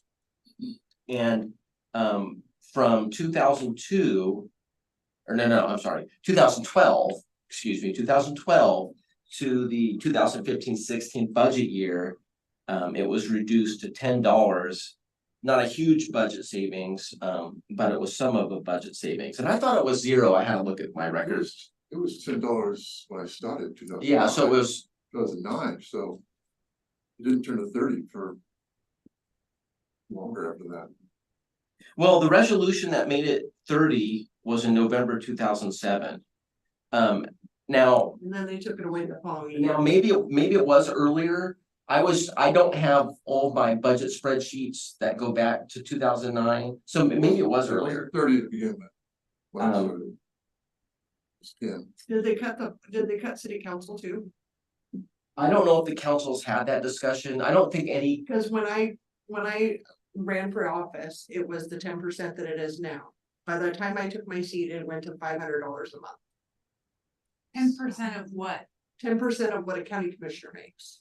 Oh, That's that's how it was written? Yes. So. I think that's what it still is. So the charter. Yeah, it's a percentage, and then the mayor has a 12%. So if they just get a massive No, increase, no. just eat that. cost. Counselors are 10, council president is 12, mayor is 15. Okay. Oh, interesting. Insider stuff. I had no idea. Yeah, and so we had, as a budget concern, right before I took office, it went to $500. I said, good thing I wasn't doing it for the money. But, So I don't know if they've discussed that. I do recall it, and maybe that's on the table. You know, we haven't been privy to all the discussions. yeah, I was like, you know, cause it was Randy Peterson, he goes, everybody needs to feel the pinch, if we're gonna make paid staff feel the pinch, we need to make everybody needs to be equal in this. We're gonna do a savings for that. That's a good approach. Yeah, he was like, he goes, no item is too small, we need to look at everything. So we're faced with these issues again. I wanted to bring it up to see if the planning commission was receptive to a reduction until further notice. She is an only employee. And It's my whole check. and it's You 30. get a raise. You know, what we did then was go back to 10. I wanted to at least have the discussion, you know, we could get a resolution in front of the council at their January meeting. But I want to at least talk about it. And maybe talk about it to the council tomorrow at the joint meeting. It's also the optics of it. It makes no difference to me. It's $2,500 from the budget, which is not gonna do a whole lot. And that's if we have a full 7 commissioner, which we have not had. So that's Meetings right now, yeah. fully burdened. 2,500. Right, but I mean, you can see where if council goes from 770 down to 5. And that was just counselors, that's not the mayor and stuff, everybody went down to $500. It makes a difference, I agree. But that was a Doug thing. Yeah. Are they talking about reducing your wages? So He's, we're in contract, union contract. But John was on the table, was furloughs, they were on the table. The county I don't know furloughs if for they're a lot of gonna years after talk about that, all. but that does decrease your wages. Just by cutting services. Yeah, this, I don't care about the stipend, it means nothing to me. Yeah. I just would like everybody to take, not just planning commission, take the hit that. It should be, Yeah. all the buckets should be offering up. Yeah. Tomorrow would be a good time to bring it up. yeah, it's probably be. Yeah. So do you think, Stipend means something to me. do you think Coffee on each. maybe wait and see what, because we don't know what's gonna happen yet. We know. we're Based gonna on past have- experiences. You know, we could kind of table it. I mean, personally, I just wonder, this is just me thinking as like a business owner, is it's like, it's not just the stipend, it's the cost of processing and all that stuff. I actually wonder if it's better to just do nothing. And have it be a volunteer service as opposed to, because she's still gonna have to run the check, she's still gonna have to do all that There's stuff. some staff time you save. Yeah, I mean, it's just like by taking it out as a line item, Mhm. then it's like, she's not worried about that Mhm. every month. Yeah. every- That's a good point. it's And like, I mean, I didn't know we got stipends, so the difference between 30 and 10 and nothing is not, it's not a big deal. And clean the deck and take those responsibilities away. I'm always thinking of what can be outsourced, what can be done another way, you know? Yeah, so you're thinking of reducing labor hours. with it. Yeah, because across the board to say, we're putting in our 30 cents or whatever it is. Because it's another, 7 payroll line items. So let me put it this way. Just If, put a pause. if we were to have a resolution that paused the payments, you wouldn't be angry with us. I would not be angry about that, no. I actually find that having to take a check to the bank irritating. So, I'd be disappointed, but I won't be irritated. Okay, yeah, I think It's a little savings. maybe bringing it up tomorrow just helps. I just thought in the spirit of teamwork. To just be like, it's barely worth it for 90, it's definitely not worth it for 30. It's clearly not in our recruitment. Like, Yeah, clearly not. you guys didn't know, We have no idea. so it's not like we're not gonna get candidates. We should offer up the cookies. We'll give up our stipend if we have better cookies. Yeah, I was gonna say if you could, I'll give up all my stipend if there's occasionally coffee in our meetings. There is coffee. coffee, There's yeah. coffee every meeting, David. Ah, well, when I'm there in person next month, I'm gonna grab some coffee. Right. Yeah, Okay, Is there anything not bad on the news. meeting tomorrow's agenda that we should prepare for to speak to, or anything on the agenda that you'd like to tell us about now? Well, so we have the psilocybin thing on, and the reason for that is if you recall, we're getting into tomorrow a little bit, but this is the primer. The city enacted a moratorium, two-year moratorium. And that ends, 1 year from today, or not today, but 1 year from this month. It's when the moratorium ends. and we don't like to do code amendments in the summer because it's brutal. There's a lot of other things to worry about. Now with the economy going where it's at, who knows?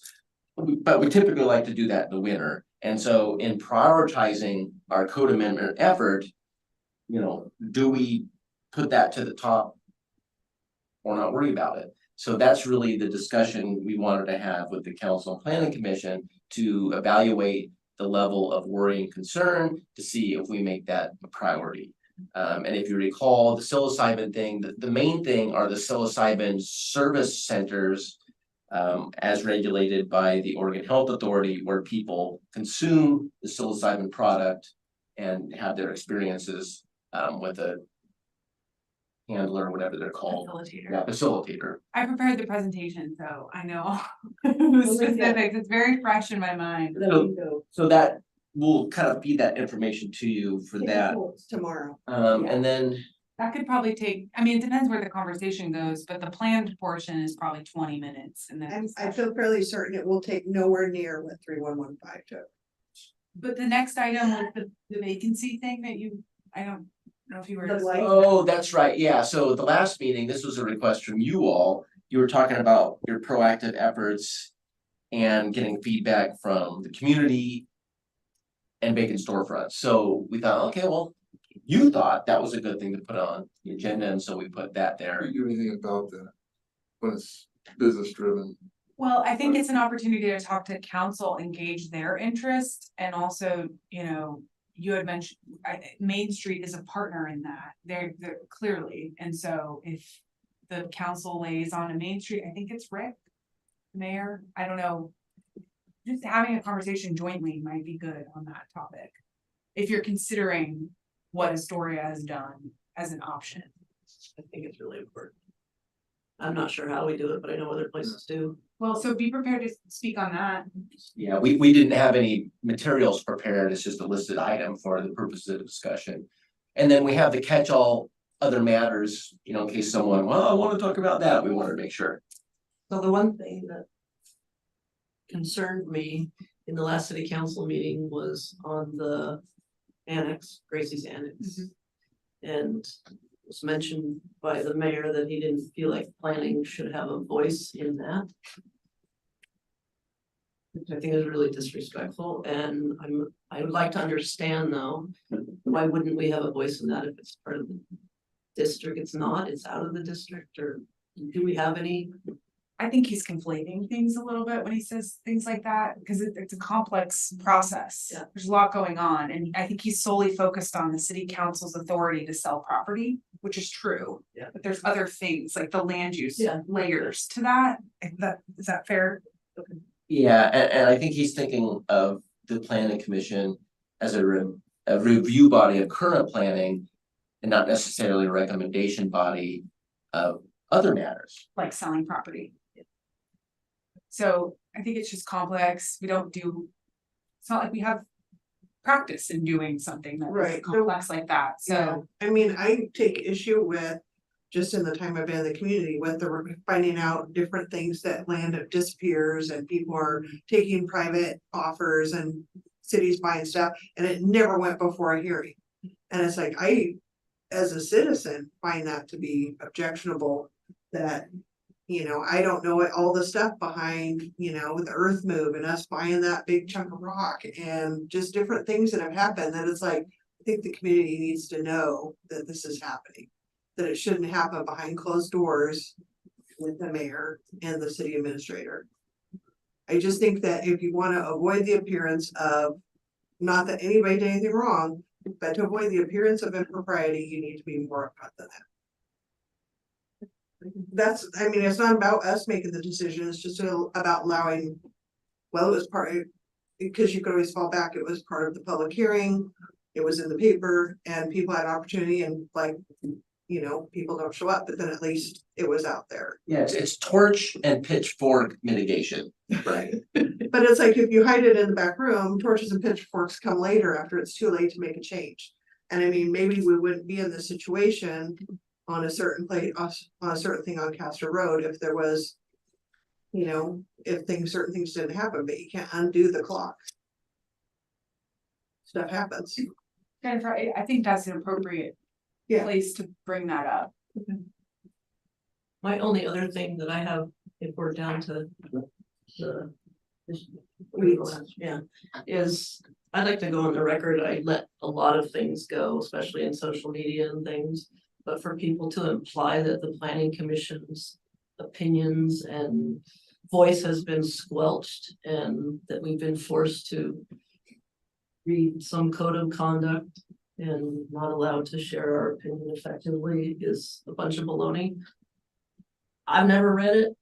Nobody's ever asked me to sign anything like that. If anybody knows me, they know that you're not gonna squelch my opinion. So I just would like to think it's Yeah, I think, worth saying that right. we're not being silenced. No, we're So- definitely not being silenced. What we're being asked, what I took that code of conduct to mean is that I'm not gonna go out as a free agent and act like I'm the city. Yeah. That's what it's about, and that applies to city councilors, that they don't go out by themselves and act on behalf of the city. That's what that code of conduct means. You know, we've all Yeah. experienced different people that have done that, and it's caused the city a lot of problems. And it's just making us officially say we won't do that. I think that's exactly the intent. I do think that if I had been drafting it, I would have drafted it a little more narrowly. I do think that a pissed off person with standing could probably file a lawsuit over it, but I think those people are going to be looking for excuses anyway. Yeah, it was not meant to stifle good dialogue and good repartee. It was meant to make sure people are following the spirit of the rules. Right. And I think I don't know of any functional modern institution that doesn't have some sort of rule saying that you can't inaccurately represent yourself as speaking for that institution when you're, gallivanting around making your own statements. Yeah, I've signed one every single place I've worked at for more than 20 years. I signed one every place. Yep. Okay. Do we have any architectural standards directive action? Do we know anything about, because Russ is not here to tell us what those things are in front of his building? I think that's for decks or something. For Cool. what? The raw iron, the iron Are they for glass decks? work things. What is decks? Oh, for upstairs. Oh, okay. Yeah. All I know is I looked at it and it's like, Yeah. the only thing I know that is ever that color is a prison. So I was like, is that a jail? I mean, no slight, but it was like, cause I mentioned when the big wall was there with the wrap, and it's like, what a great place for a mural to welcome yourself to Holton, and he's like, no, there'll be no mural, so. It's like, so we went for prison gray instead. So your information, do you have anything? I do want to mention, so one of the things that's happening because of the budget is we're not having banquets and stuff like that. And I know before, it's been a while since we've had a joint meeting, before the idea of show up at 3:30 so you can eat, mingle. We're just gonna have the same snacks we have here. So No dinner. I was pleased with that. It's like, I'm always uncomfortable eating on camera and weird, so I don't mind that at all. The mayor really wanted to break bread. Yeah. But I mean, if we can break cookies. yeah, bring cookies and coffee. Yeah. So, don't worry about showing up at 3:30, 4 o'clock, but it's a normal standard meeting. Can you tell us what about that RV park? You sent a thing out, Just for a sign. it's just for a sign? I Oh, didn't know there was yeah. an RV park there, It's in the county. That's why we didn't review it. I didn't even know it was there, how's it Just hiding? finishing up. Yeah, that's Oh, fine. it's new. Behind the Robin. No, And then- we approved it, we did inspection. Oh, You, as DSL. you annexed it as a planning commission. We annexed it, yeah. But all the, Oh, and, I had a thing with the trip with the fence, yeah. Enforcement. yeah, And now, do you have no knowledge of what's going on with the golf course? That's not us either, that's county. no, I don't. So it's just an RV park, it's not like long-term nothing?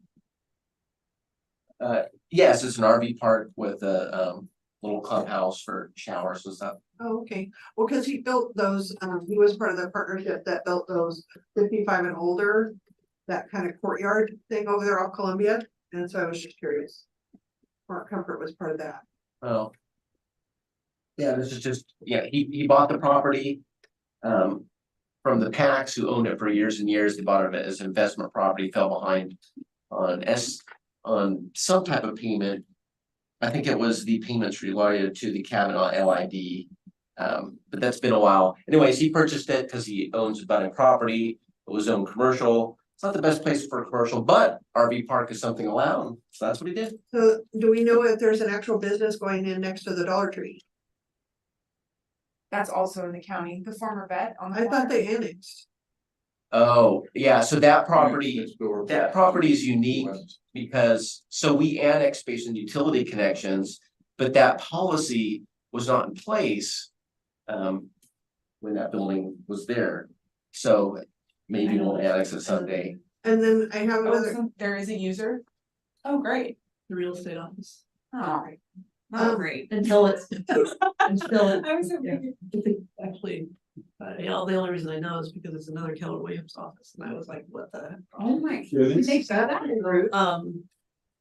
There's no rule against it, so, but then that's going There to used to happen be- until November, or February of 2025, and then it's going to be a financial services office.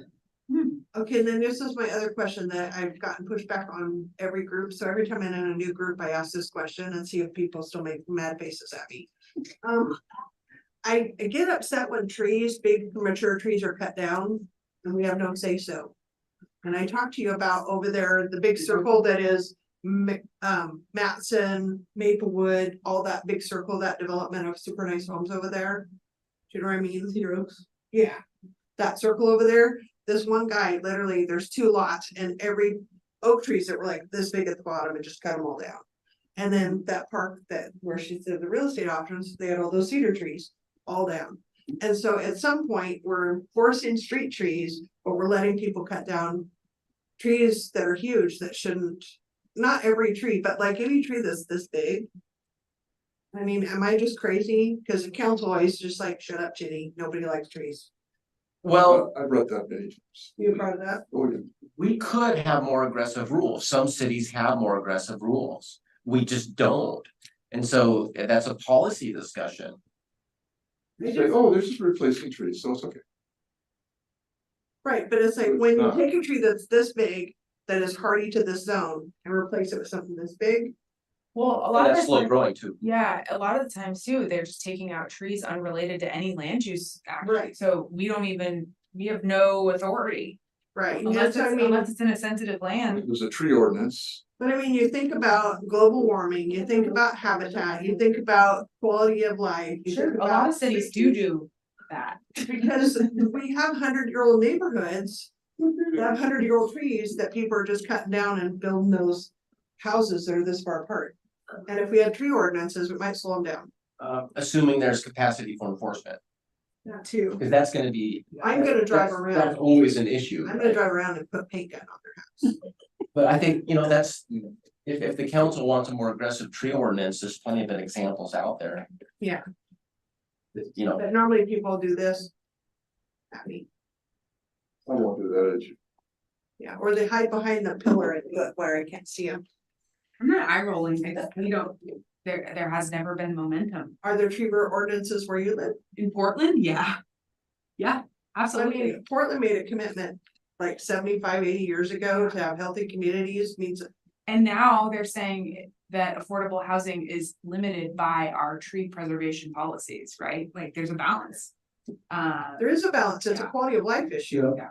So I think that when we talk about blight, we have to talk about all blight, because when we allow people to build edge to edge.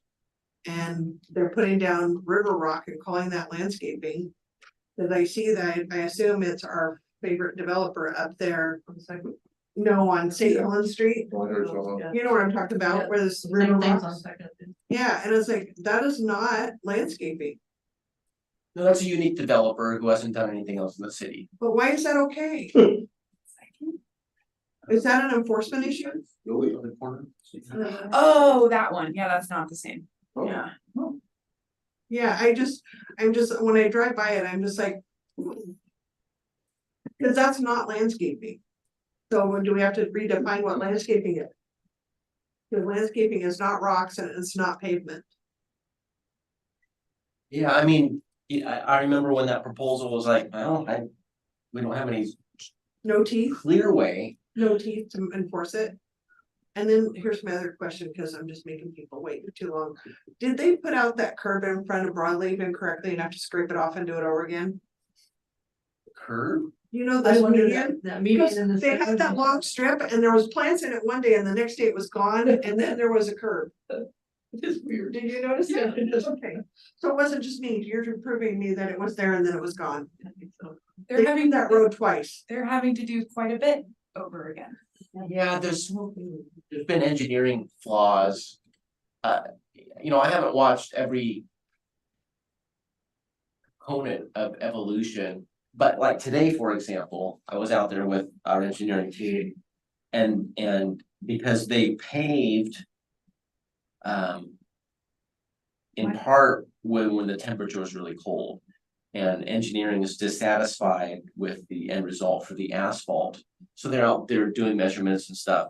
And So it's part of the slowing, it's calming traffic.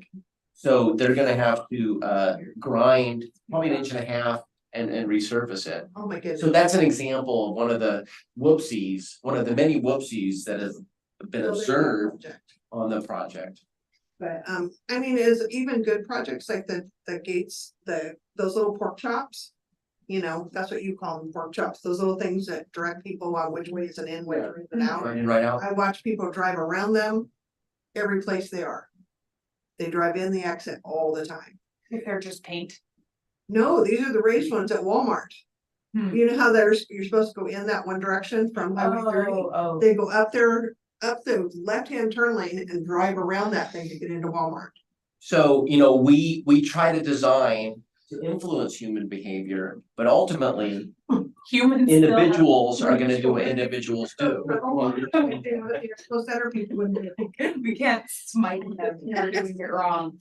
I just, you know, it's like, I just don't want people having accidents. There's enough accidents at that corner about people driving stupid. Can we require them to tear down the 2 new houses they built up on First Street? Yeah, really. This year, Did they build 2 new houses? Yeah, well, there's 2 single-family dwellings and 2 duplexes. Talking about the houses on the, Windows points it forever, yeah. You don't like them as neighbors? So, Oh, those, right by where you You live? could buy it and then tear it down with your stipend. If you like to do your stipend, you can do that. between, you know, a divorce and doing that, I won't retire until I'm 150. well, people are living longer nowadays. It's great, it's great. all right, For all your hard work. Thanks for being here, David. thanks, Happy to David. Texas. Yep, I will try to be there. I'm planning to be there tomorrow, assuming that the internet powers smile on me. Okay, sounds good. You're still here, right? Night, everybody.